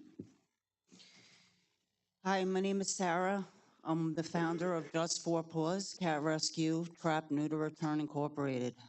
I live in the town of Islip, and we have a serious problem that deals with unfixed cats, no TNR program, and the people that I help with in this community don't have money, and they're going into their pockets deep to help fix a very serious problem in that town. I'm in care of 3 cases right now that do not have any support, okay? We need funding. We need funding with the shelters like we had a couple of years ago, and it's bad. It's bad. Cats are getting injured. Cats are fighting. They're getting pregnant. There's unwanted kittens that we have to find homes for. We have to socialize them. We're putting in time. I don't want to get emotional, but we lost a staple to the community in Medford last week who dedicated his life to saving these animals with Happy Cat Sanctuary. His name was Chris Arsenal, and he was, there's no words to describe Chris. People dumped cats on him. And we are now picking up those pieces. There's several cats that were not neutered or spayed. And there's teams of rescues right now, boots on the ground, helping these innocent animals that didn't ask to be here because there was no TNR program available. And I think we need to step up, and it's, even if it's part of tax funding, it's pennies that are coming out of the residents' pockets to help support a problem that's not only the communities, it's state, and it's nationwide. And somebody needs to step up and help these animals because we're exhausted. We've exhausted our funds. We do fundraising. We do everything we can, and it's just not enough. Thank you. Thank you. Tree Zidor. Yeah, Tree went home sick. She asked me to read her speech for her. Tree was a regular volunteer at the clinics that we ran at the shelter all the time. So she says, I think we can all agree there is a feral cat problem, which is only getting worse with each new litter that is born. It is in everybody's best interest to work together to solve this problem. It is well documented that TNR is the best method to solve this problem. On March 16th, there was an article in Newsday about the town of North Hempstead's cat problem. In that article, it states, and I'm quotes, the town allocated $40,000 for the voucher program, which was implemented in June. The article goes on to describe the process for obtaining a voucher, a trap, and contacting Helping Poor, which runs the clinic at their shelter. The town of North Hempstead also contracted with All About Spay and Neuter, which will provide TNR services for that town. Many of the neighboring towns here have similar contracted TNR programs with rescue organizations and veterinarians. For example, the town of Babylon uses money from their shelter budget to fund a TNR voucher program with the Farmingdale Dog and Cat Clinic. The town of Brookhaven has a model TNR program which utilizes both utilizes both the shelter as well as a contracted partner. The money is also allocated through their town's budget. In 2024, the town of Brookhaven fixed 1,000 cats, and they have pledged to do the same this year, but they're going to do half, 500 in the shelter and 500 with a contracted partner. Now, the town of Huntington gives every household 5 free spay neuters per year for feral cats. This service is free of charge, and the town pays for it, and they even recuperate their cats, which was amazing. They have designated a separate part of their shelter as an isolation area, which is a model we might want to look at. In addition to the ones already mentioned, the town of Smithtown, Southampton, and Hempstead all have programs. It is long overdue for the town of Islip to step up to the plate and fund a TNR program. It's the humane thing to do. Thank you. Michelle Allier.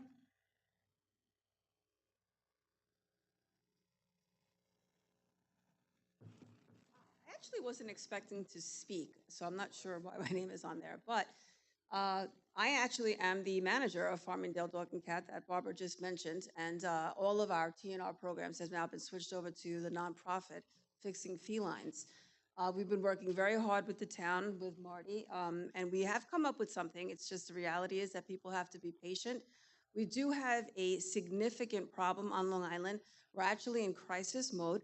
I realize that I'm assuming, and I could be wrong, but I'm assuming that you all live in areas where you don't have the luxury of seeing these feral and stray cats running around your homes, and that's why you don't understand the significance of the problem that is out there. The reality is that what we're doing is looking at kittens and watching them die all day long, and that's not right. It's mentally and physically exhausting. I spent my entire Sunday at the Happy Cat Sanctuary vetting 175 cats that were covered in burns, all kinds of damages to their body, wounds, just in all kinds of disarray. 175 cats that survived so far. 150, I don't know if you know, or have died. No one on this earth should be housing 150 or 170 or 200 cats or 300 cats because the town will not help them. The shelters are full. Let us help you. The only way that we can help the shelter is by decreasing the amount of animals that are out there. I worked on a project a couple of months ago. I wrote to every single member on this panel. No one has gotten back to me. In an area in Brentwood where someone let their dog loose on a colony of feral animals, and these kids, they're worried about cannabis. These kids are watching this dog kill, slaughter, and eat these kittens. And this is what the children have to watch. And the priorities are really off here because that's just mentally, with the damage that that's doing, they're watching this. No one thinks that there's a problem with it. It's a huge problem. These are going to be our future serial killers that are running around thinking that it's okay to hurt these animals. That's going to be a huge problem in the future. In that colony that I worked on, I pulled out a kitten that had no eyeballs. The eyeballs were ripped out of its head. This is what we're dealing with, and I don't understand how anyone I hope you're listening because you're not even looking at me, but I hope you're listening. I don't understand how anyone can look at an animal and think that that's okay. It's not.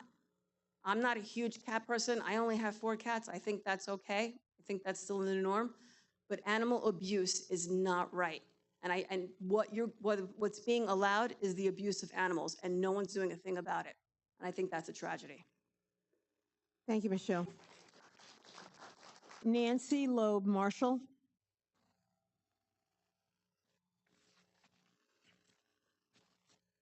Joan Shapiro.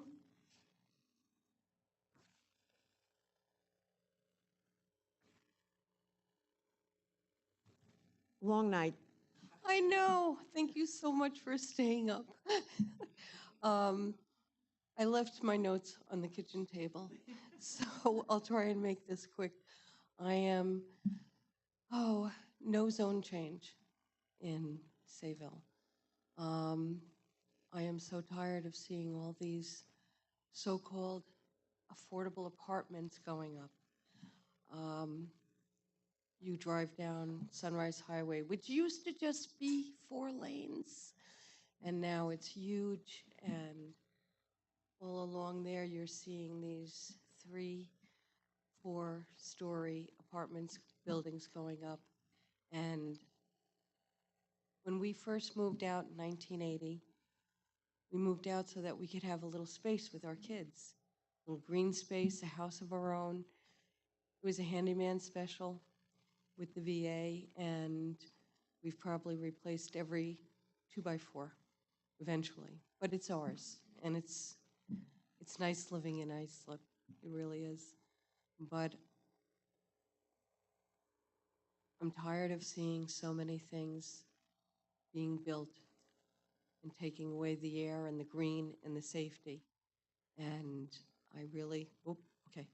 I'm very tired. I'm really sorry. It is past my bedtime. Well, thank you for coming down. Thanks a lot, guys. Have a good night. You too. Andrew, Spitzfadden.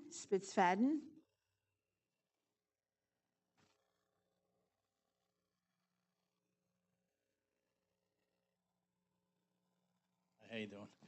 My name is Andrew Spitzfaden, 55-year resident of Sayville. My house burnt down last year, and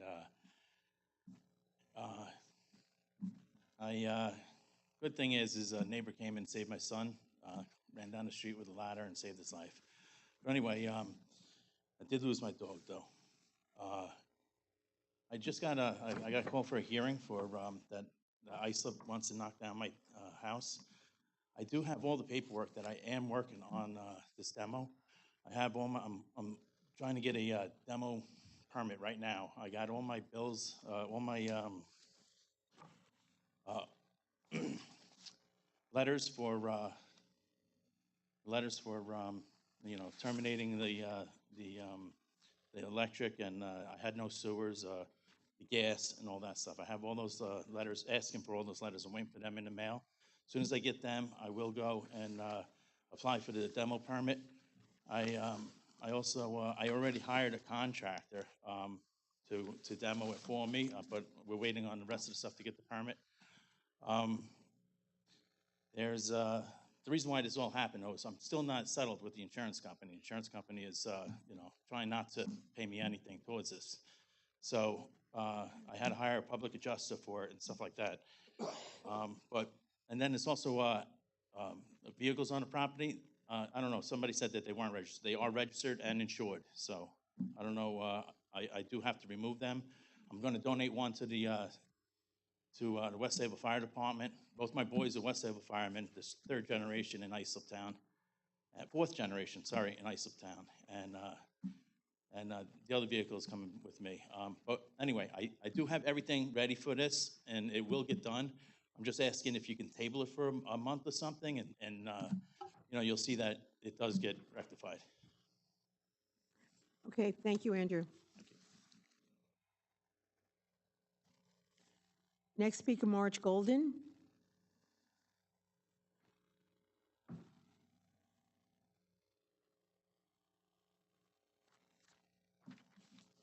Good evening.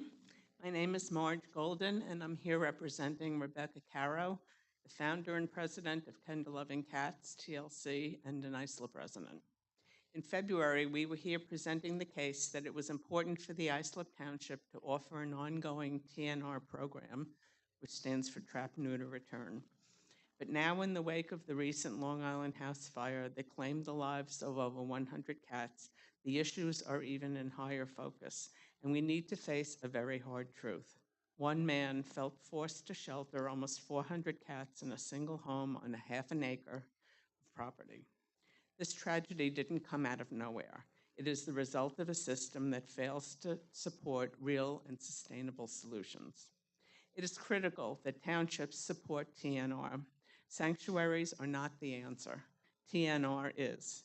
When we spay, neuter, and return cats to their territories, we prevent the birth of more unwanted kittens, reduce the suffering, and avoid the vacuum effect that causes populations to rebound when cats are simply removed. Colony caretakers should not have to move entire colonies into overcrowded sanctuaries. They need support from their local governments, resources, protection, and recognition, and not punishment or neglect. This isn't a problem that will fix itself. Ignoring it leads to more suffering, more overcrowding, and more tragedies. TNR works, but it only works with the real backing from the communities these cats live in. We need action now. Thank you. Thank you. Mary Ann Pearsall?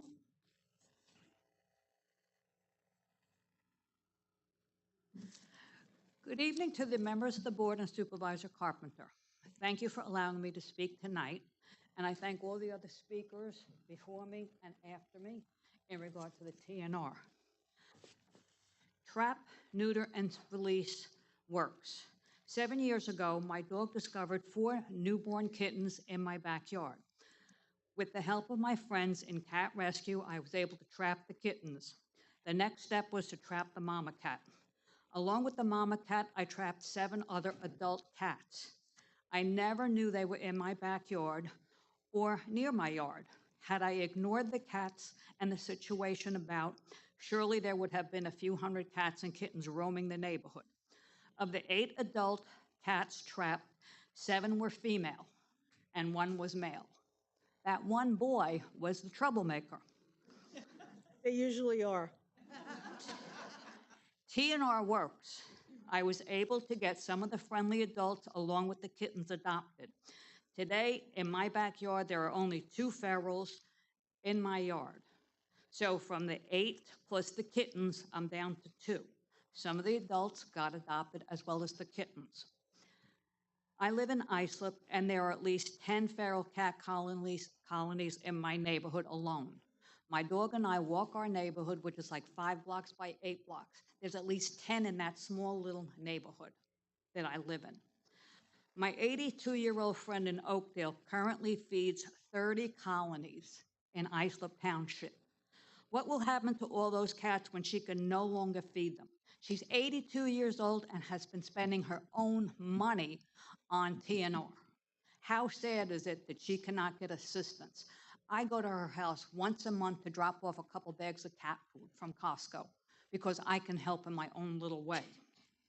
Having a TNR program in Islip is sorely needed to help all the caring people who are spending their own money to help keep the cat population down. There are many towns on Long Island who do have TNR programs. Islip is overdue to have one. Please approve of having a TNR program in Islip to help defray the cost of keeping the feral cat population down. Thank you for your time. Sharon Semino?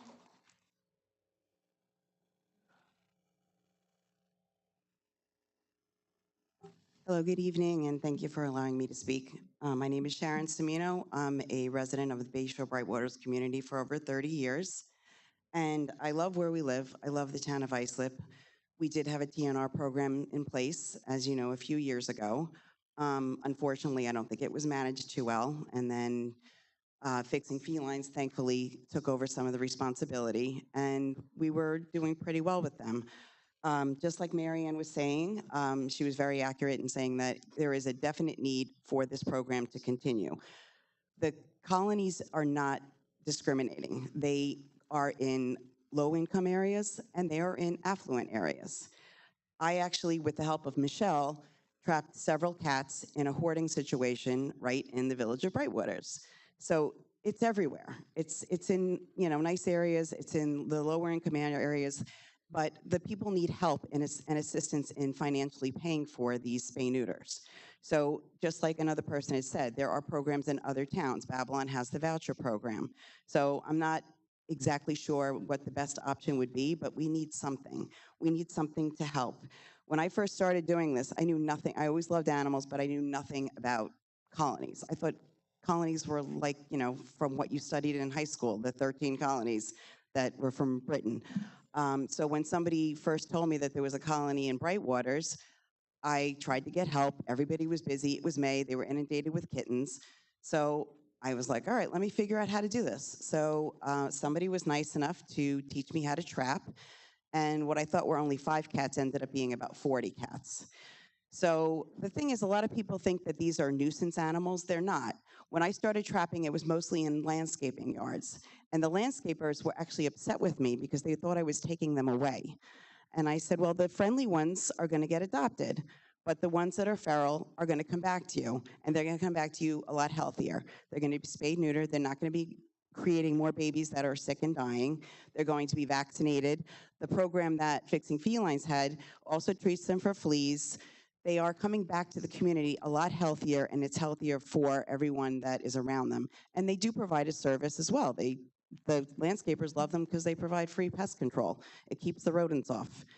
So there is a definite lead. I would really appreciate if you do take consideration in trying to adopt a new program to help the residents of Islip that can help the cats. There was this horrible tragedy, as we all know. It's devastating what happened in Medford. Chris was a saint, but there was a lot on his back, and this should not have happened. And had there been better community programs for TNR, I don't think it would have happened. There was a wonderful article today in Newsday written by Linda Sturman, who's the president of Last Hope.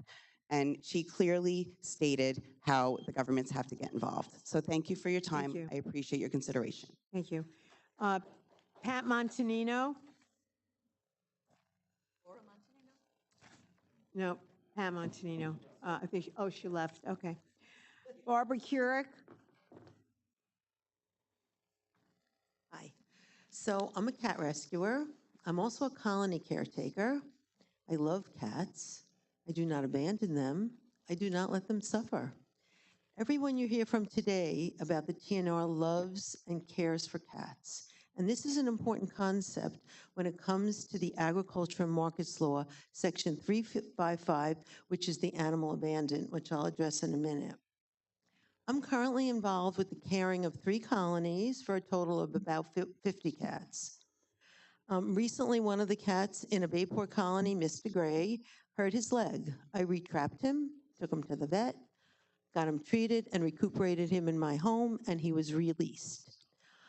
This is just one of many stories I can tell you, but I only have 3 minutes, but I want you to know there has not been a kitten born in any of my colonies since 2019. Because any cat that's dropped or showed up gets trapped immediately, and if they're adoptable, we get them adopted mostly by me, and Mary's here. All my cats are from my colonies. All her cats are from our colonies. Suffice to say that any cat under my care, whether a colony cat or in my house, gets food, shelter, water, and medical care. Colony caretakers are out there 365 days a year in all kinds of weather. I was gonna say, I'll send you all a text of me and my husband hiking through knee-high water to one of our colonies for about a mile round trip just to feed them when it flooded. Since my last appearance here in February and after meeting with Will Garbarino, I've been researching the Agriculture and Markets Law. And what I've come to learn is that, and what we all need to understand, is that these laws were written over 30 years ago and that they actually don't pertain to TNR.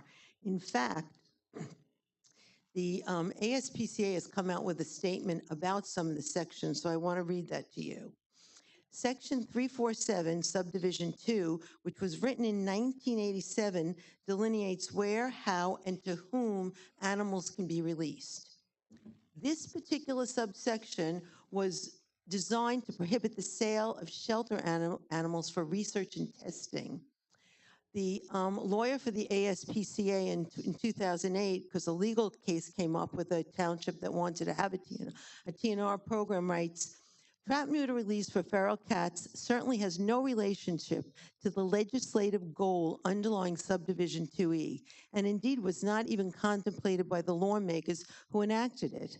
The ASPCA maintains that this subsection does not mean it is illegal for municipalities to, quote, provide funding or other resources to a TNR program. I'll get all this information to Will in the next 24. Ooh. Okay, thank you. Dottie Zametti?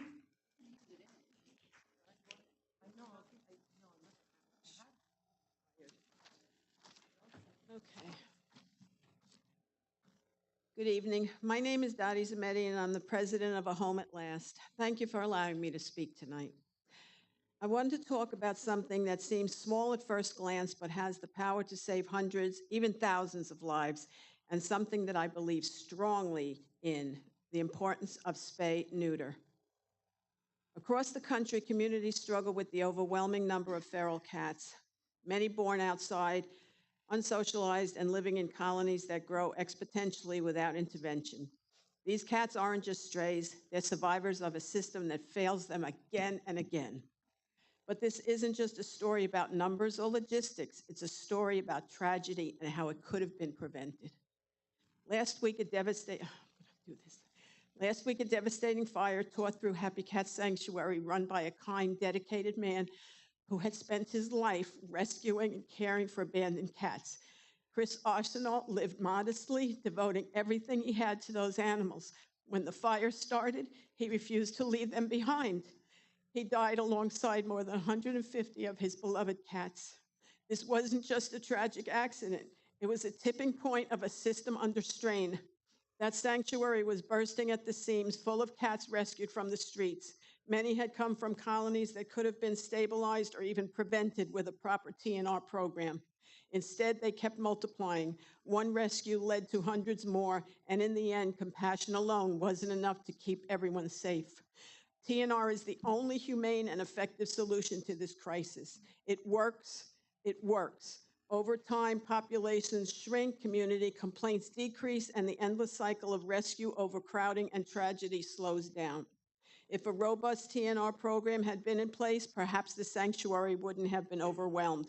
Perhaps the man who gave everything wouldn't have had to choose between his life and theirs. We owe it to him and to every feral cat out there to do better. Islip Town is bursting at the seams with stray feral cats. I know this. I'm out there in the field trapping these cats. We absolutely need a free, low-cost or a spay-neuter program in our town. TNR isn't just about managing populations, it's about honoring life, preventing suffering, and ensuring that no one else has to carry the burden alone. Where there's a will, there's a way. Chris always found a way. I implore the board to find one too.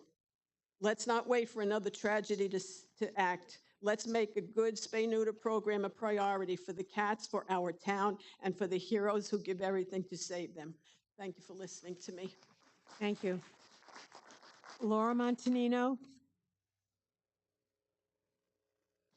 Hi, good evening. Okay. My name is Laura Montanino. I live in East Islip, and we have a feral cat problem there. My house backs up to Heckscher State Park, so the cats come from either the park or wherever. But it started with a few cats, a few kittens coming around, and it quickly grew into a cat population and a neighborhood problem. It was no longer just my problem, it was the neighborhood. I asked my friend Barbara for help. She works as a volunteer in the cat community and was able to get low-cost neuter spays certificates from 3 different cat rescues, and thank God for that. A group of neighbors chipped in money to help pay for the cost, to offset some of the costs, and we were able to fix 22 cats. We used one of the rescues was A Home at Last, which helped immensely to offset the cost of the surgeries and assist with some of the recuperations. It's a big process these ladies go through to catch the cats. Barbara came multiple times to trap train them. The cats, it was the cats prior to the actual day of trapping. She supplied all the traps, the food, the litter. We had multiple appointments with Island Rescue. We engaged the neighbors, my neighbors, who also allowed us to use their garage to recover some of the cats. I personally incurred extra charges at the vet's office that weren't covered by the cat certificates. I was very happy to pay that, but it's a bigger problem than just the 22 cats we have. The process took a few months, and we were able to successfully TNR 22 cats. Even with the low-cost certificates, the monetary outlay added up quickly for 22 cats. There's still more cats, and I hope to start the process again in early spring, before the kittens were born, before we had a problem. And when I was told that the town's TNR program was canceled, I was shocked. I couldn't believe it. It seemed to work so well. I feel between the neighbors that we have, the cat volunteers, we've done our part, working together, offering our time, money, supplies, our homes. Now it's time, I feel, for the town to do their part. This is a town issue. I implore you to reinstate the TNR program. It's necessary and vital to our neighborhood and to the welfare of the cats. I also wanted to say, I think one of the alternatives, if somebody called about the cats, you would send like the, I guess the, I forgot the word, animal control to take care of them. And then you would pay to have them caught and disposed of, I guess. And this is a more humane and an easy, the town's going to have to pay one way or another, and this is a more humane way to do things. It's to catch the problem before it starts. And if you do the TNR, thank you very much. Thank you. Lillian Epstein? Pardon me? Oh, okay. Greg Pepe? Left. Cheryl Woods? Or Shirley Woods? Cheryl.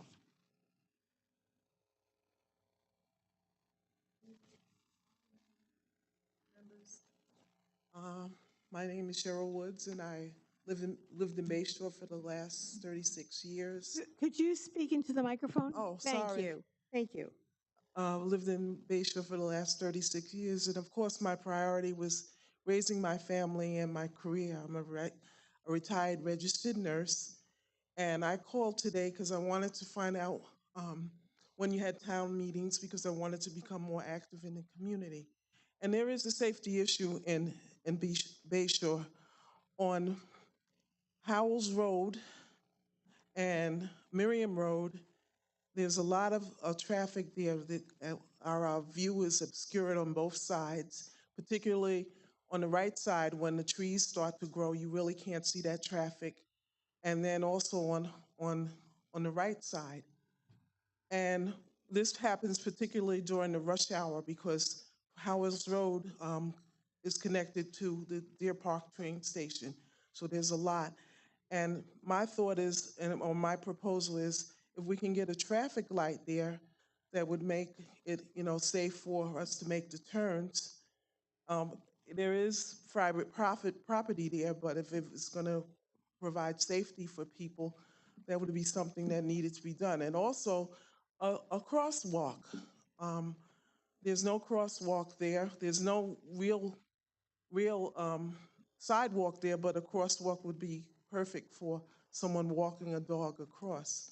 So I'm hoping that you can improve this safety issue because it's probably a potential accident can happen there because of the obscurity on both sides. So I appreciate if you can look into that and see if that is something that could be done. Okay. Cheryl, Howells Road's a county road. Miriam, I presume, is a town road, but I will give this to the DPW commissioner and traffic safety, and they'll check it out. Okay, I thank you very much for your Thank time. you. And your number is on here, so we'll have someone contact you with. You're welcome. Ken Volodnicki? Well, you wrote pretty clearly, so thank you. Not everybody does. You have to when you It's have a last name challenge. that long. Good evening. Ken Kolodnicki, Durham Road in Sayville. As a 45-year resident of the town of Islip and of Sayville, I, along with my neighbors, urge our town of Islip leadership to deny the rezoning of the former Island Hills Golf Course property. The approvals that came on the urban revitalization of the property surrounding the Ronkonkoma train station mimics New York City. I feel sorry for the existing residents of that immediate area. Contrary to my personal feelings, I can somewhat understand that situation, since the Ronkonkoma train station is one of Long Island's most utilized, and it's within walking distance for the commuters that are renting in that new complex. Not the case in Sayville. Please focus on the Island Hills issue. It is in the middle of a residential single-family home area. To approve and mimic what was approved in Ronkonkoma would be totally out of character and totally detrimental to our community. Positive aspects are minimal. Do not fall prey to a Reckler City sewer plant connecting Main Street to a sewer plant in our backyards. It doesn't impress us. Negative aspects are many, such as environmental overload, traffic overload, and an overload of our local infrastructure, meaning adding to student school rolls and the ability to our fire department services to work effectively. I noticed on the new proposal a fire station to be added to Reckler City. Who will man this fire station since our local fire departments have a difficult time staffing with volunteers? Please take all of these factors into consideration and deny the upcoming change of zoning request. Thank you. Thank you, Ken. Next speaker, Laura Healy. Laura Healy. Patty McLary. Patty McLary. Did I see a hand go up back there, or you're just yawning? Okay, and Donna Hufford.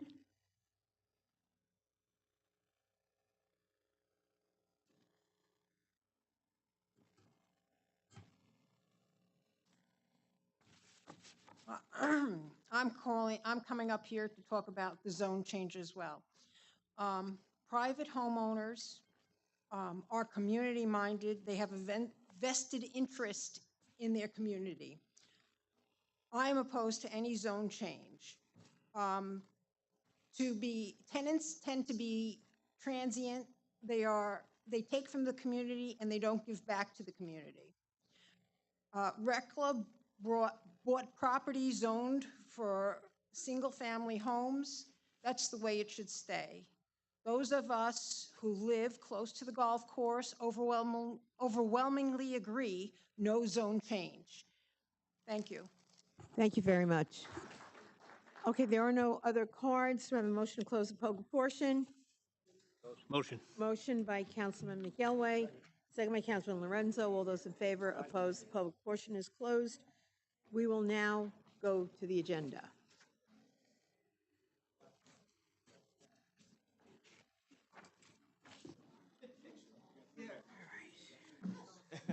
It won't be 3 seconds.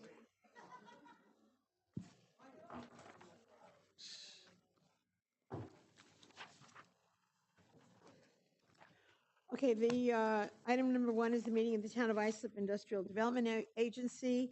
Do I have a motion to convene? Motion. By Councilman O'Connor, second by Councilman Guardone. All those in favor, opposed, meeting is convened, a quorum is present. Mr. Walzer. Thank you very much, and good evening, Madam Chair and members of the agency board. John Walzer, Executive Director, 40 Nassau Avenue, Islip, New York. I have several items for your consideration this evening. The first item is to approve the minutes from our last agency board meeting on February 11th. Is there a motion? Motion by Councilman Lorenzo, second by Councilman McElway. All those in favor, opposed, the resolution is adopted. Okay, the next item for your consideration is an inducement resolution between the agency and Chocolate Works located at 2100, or to be located at 2100 Pacific Street in Hauppauge. This project is a relocation and expansion for this manufacturer of chocolate food products from Nassau County. The company will be bringing with them 100 full-time employees and promising to add a minimum of 50 to that number. We could use some of that chocolate, I think, tonight.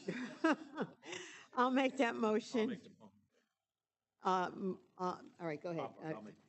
Motion by Councilman O'Connor, second by Councilman Guadrone. All those in favor? Opposed? It is approved. Thank you. And the last item I have for your consideration is a resolution authorizing a sublease in a portion of the building at the project located at 215 Candlewood Road in Bayshore. Any questions? Motion by Councilman Guadrone. Second by Councilman McElroy. All those in favor? Opposed? Approved.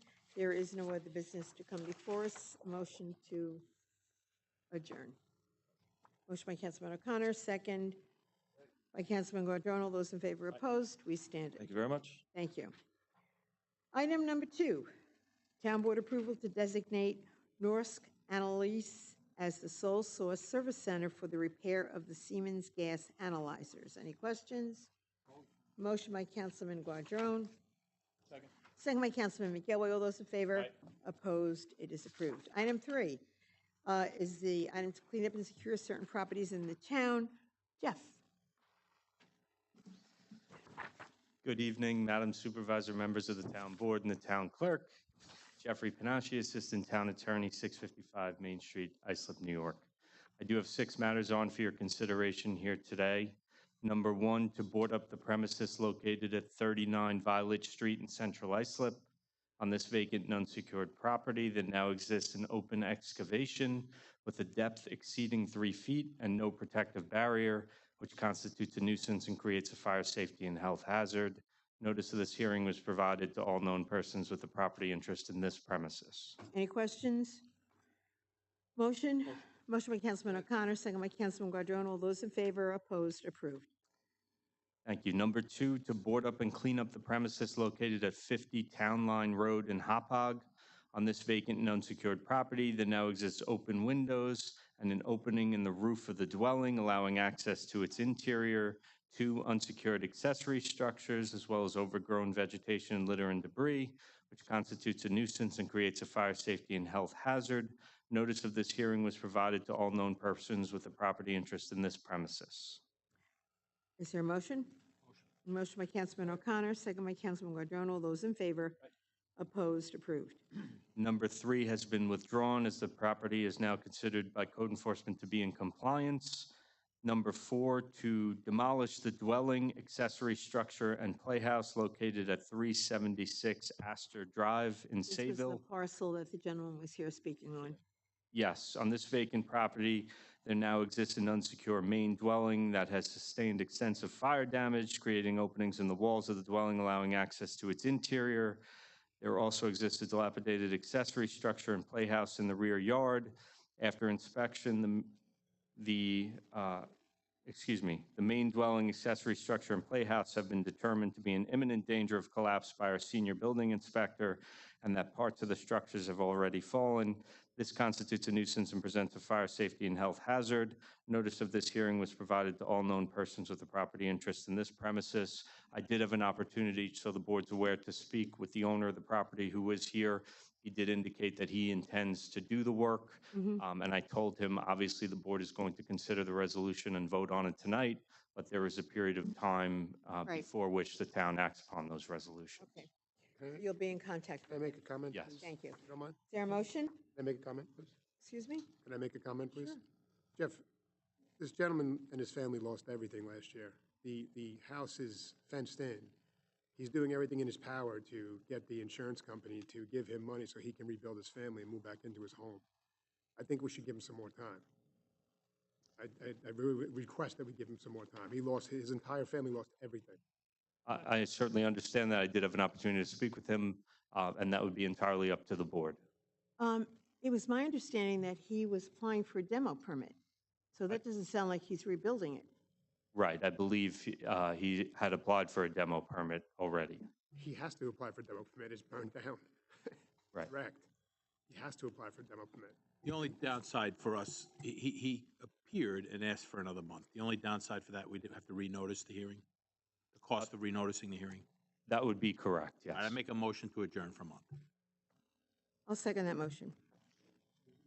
To adjourn it for a month. Which is what he asked us. Yep. All those in favor? Aye. Opposed?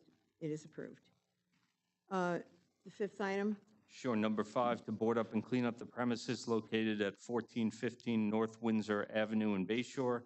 On this vacant and unsecured property, which had previously also sustained significant damage due to a structural fire, there now exists openings in the roof, windows, doors, and walls of the dwelling, allowing access to its interior, an unsecured accessory structure, as well as the presence of litter and debris consisting of discarded siding, an abandoned window air conditioner, propane tank, and pop-up style camper, and wood fencing in a state of disrepair, which constitutes a nuisance and creates a fire safety and health hazard.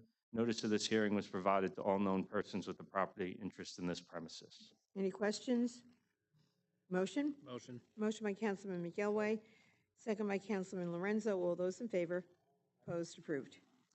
And number 6, to demolish the 4 accessory structures located at 2114 Julia Goldback Avenue in Ronkonkoma. On this vacant property, there now exists 4 accessory structures in the rear yard that are deficient due to being in a state of disrepair. After inspection, the 4 accessory structures have been determined to be in imminent danger of collapse by our senior building inspector, and that parts of the structures have already fallen. Additionally, the main dwelling has an open basement window allowing access to its interior and a section of roofing that is currently in a state of disrepair. This constitutes a nuisance and presents a fire safety and health hazard. Notice of this hearing was provided to all known persons with a property interest in this premises. Any questions? Motion? Motion by Councilman Lorenzo, second by Councilman O'Connor. All those in favor? Opposed? Approved. Thank you. That's all I have. Okay, thank you very much, Jeff. Item 4, the bid awards. Any questions? Motion? Motion. Motion by Councilman McElway, second by Councilman O'Connor. All those in favor? Opposed? Approved.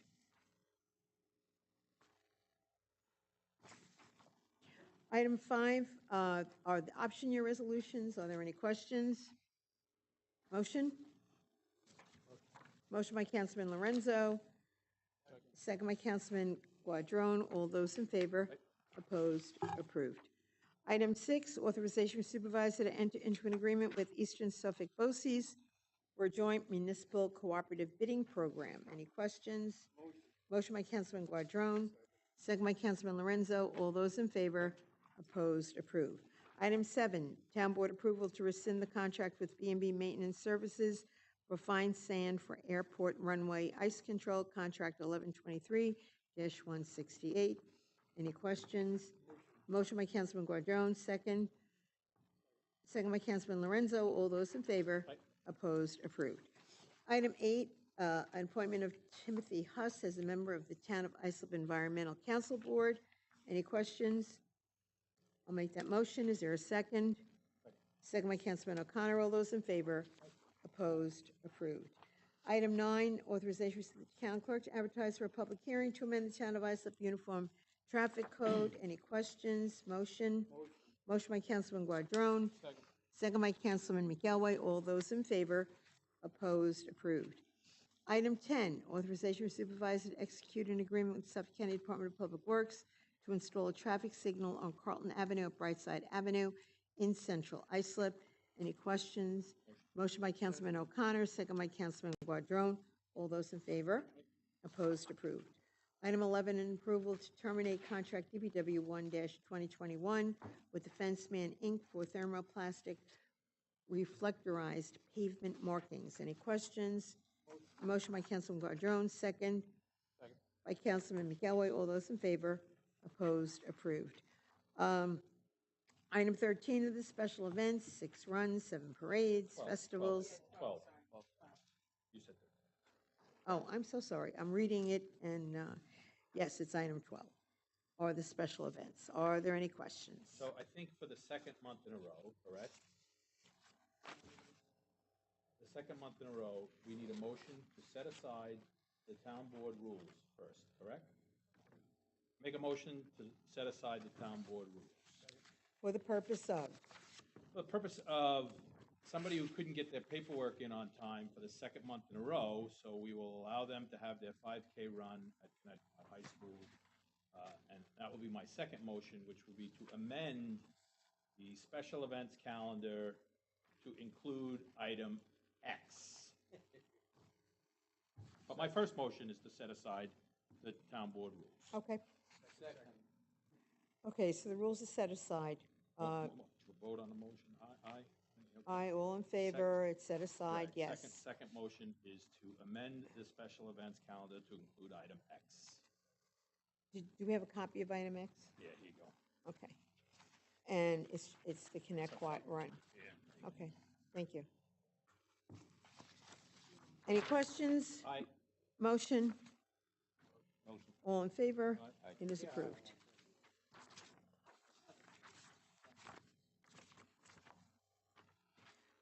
Next, item 13, acceptance of a deed from Price Right Homes, Inc. for a piece of property located at 38 Condman Street in Brentwood for a corner radius dedication. Any questions?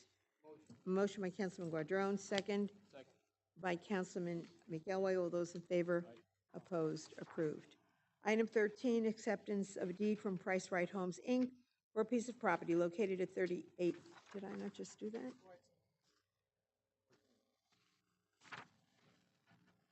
Okay, we're up to 14, so sorry.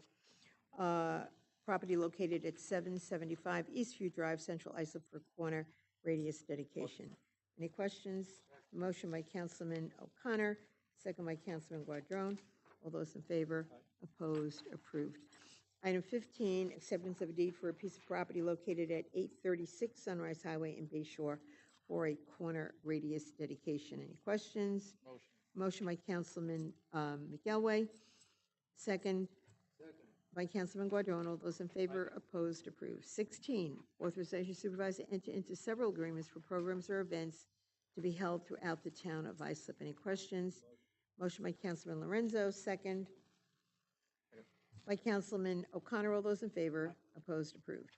Item 17, acceptance of a dedication and release from Christine Bawani for a road extension fronting the property located at 1038 Montauk Avenue in Central Islip. Any questions? Motion. Hearing none. Motion by Councilman O'Connor, second by Councilman Guadrone. All those in favor, opposed, approved.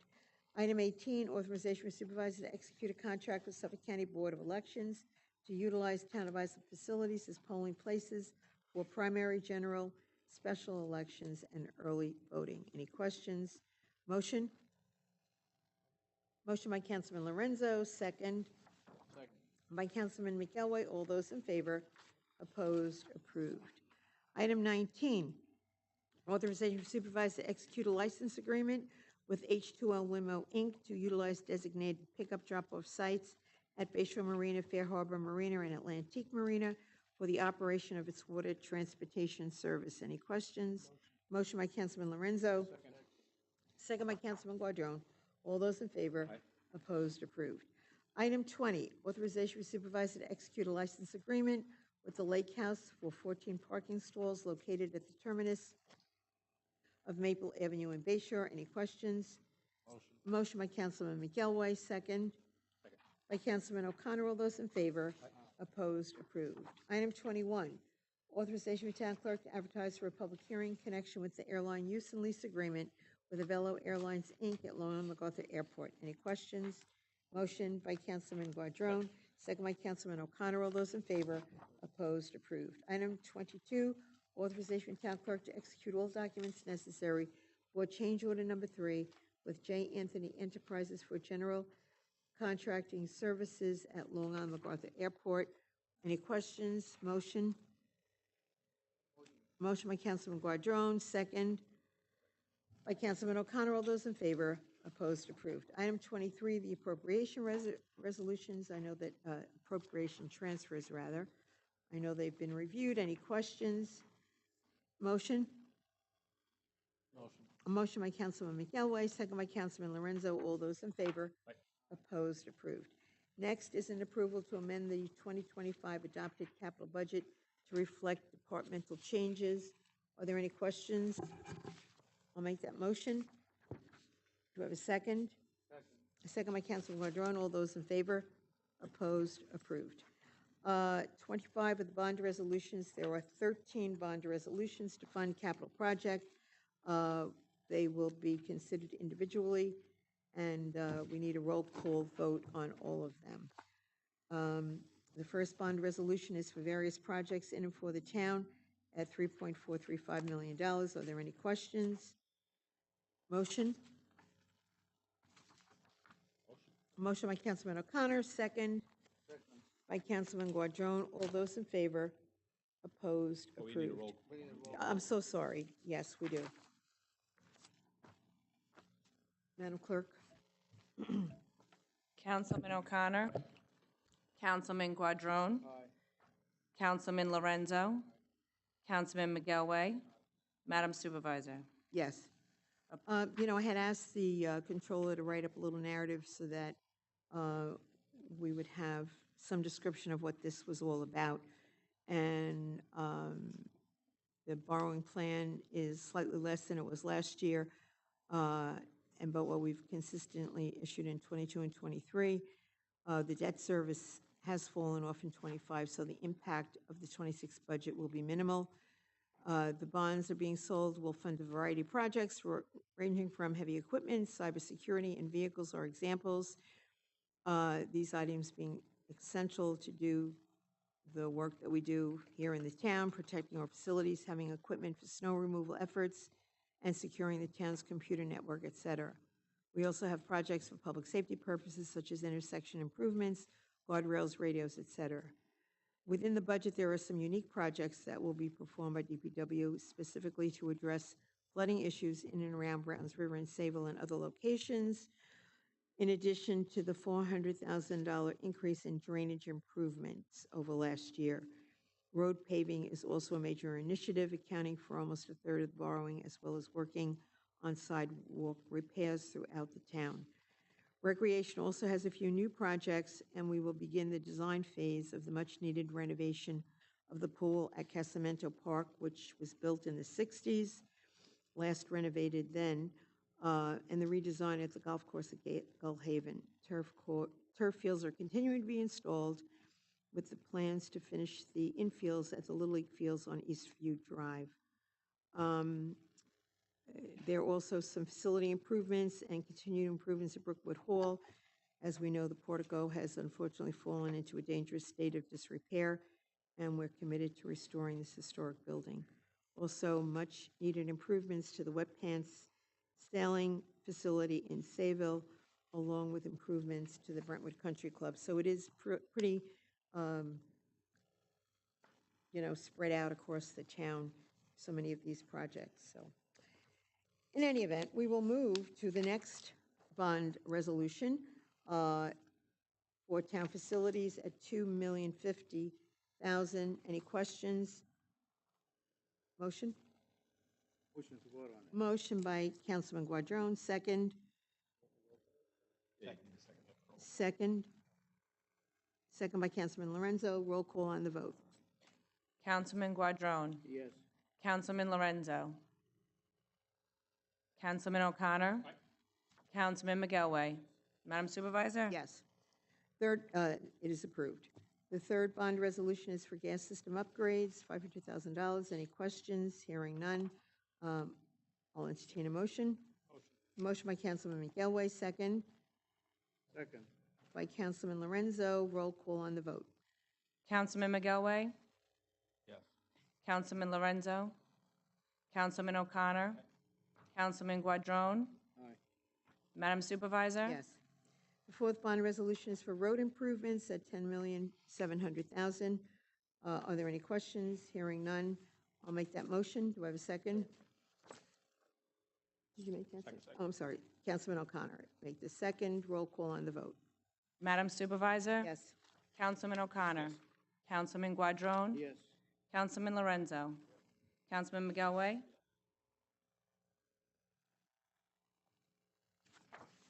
It's unanimous. It's approved. The fifth bond resolution is for construction of sidewalk improvements at $600,000. Any questions? Motion by Councilman McElway, second by Councilman Guardron. Roll call on the vote. Councilman McGelway, Councilman Guadrone, Yes.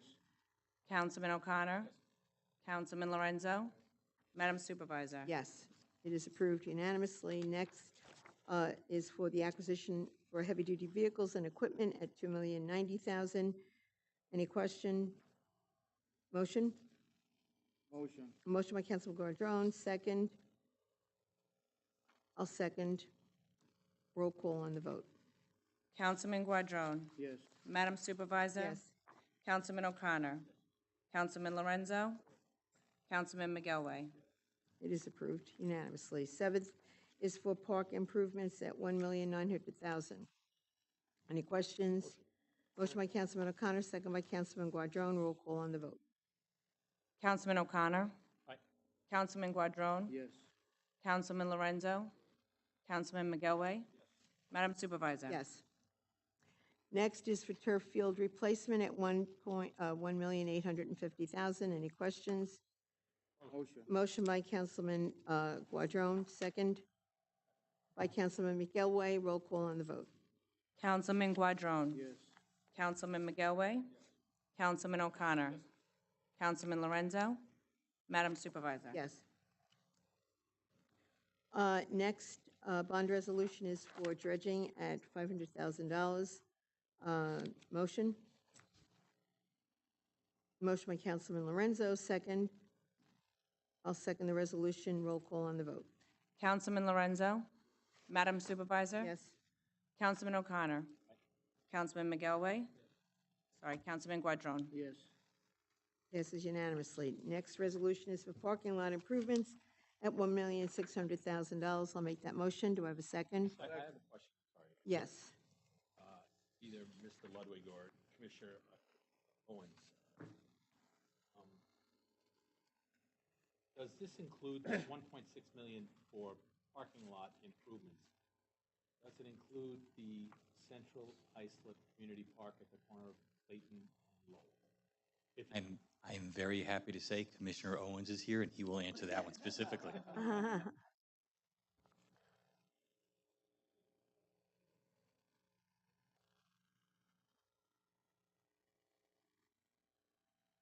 Unfortunately not. Okay, so I know I have discussed with you the plan for that. Will we awaiting some grant money for that? That's correct. Thank you, Commissioner. So we have a motion and a second on that resolution. Second, Roll I'm call. sorry. You were the first. I did. Okay, sorry. Thank you. Roll call on the vote. Madam Supervisor. Yes. Councilman Guadrone. Yes. Councilman O'Connor. Yes. Councilman Lorenzo. Councilman McGelway. It is approved unanimously. The next is for traffic signals at $200,000. Any questions? Is there a motion? Motion. Motion by Councilman Guardron. Second by Councilman McElway. Roll call on the vote. Councilman Guadrone. Yes. Councilman McGelway. Councilman O'Connor. Councilman Lorenzo. Madam Supervisor. Yes. Approved unanimously. Next resolution is for the acquisition of radios at $250,000. Are there any questions? Hearing none, I'll entertain a motion. Motion by Councilman Lorenzo. I'll second that motion. Roll call on the vote. Councilman Lorenzo. Madam Supervisor. Yes. Councilman O'Connor. Councilman Guadrone. Yes. Councilman McGelway.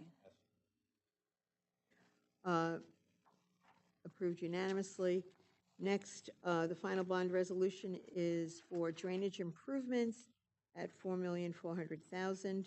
Any questions? Motion? Motion by Councilman McElway, second by Councilman O'Connor. All those in favor? I'm sorry, roll call on the vote. Councilman McGelway. Councilman O'Connor. Councilman Guadrone. Yes. Councilman Lorenzo. Madam Supervisor. Yes. Passes unanimously. And that is it for the bond resolutions. Thank you, everyone, I know a lot of effort went into planning this and a lot of improvements across the town. Item 26 is an authorization for supervisor to enter into a collective bargaining agreement with the United Public Service Employees Union for the Town of Islip's Lifeguards Unit. Are there any questions? Motion? Motion by Councilman O'Connor, second by Councilman Lorenzo. All those in favor? Opposed? Approved. Item 27 is an authorization from Town Clerk to advertise for public hearing to consider amending the Islip Town Code to implement regulations governing the operation, licensing, and oversight of pedicab businesses and operators within the town of Islip. Are there any questions? This is just for a public hearing. Motion by Councilman Guardron, second by Councilman McElroy. All those in favor? Opposed? Approved. The final item on the agenda is an authorization with the supervisor to execute a professional services agreement with Signature Technologies, Inc., DBA ComNet Software for the installation of an expanded multi-user flight information display system at Long and MacArthur Airport. Any questions? Motion by Councilman Guardron, second by Councilman Lorenzo. All those in favor? Opposed? Approved. And guess what? There is no other business to come before us Motion to this adjourn. evening. To adjourn. Oh, hallelujah.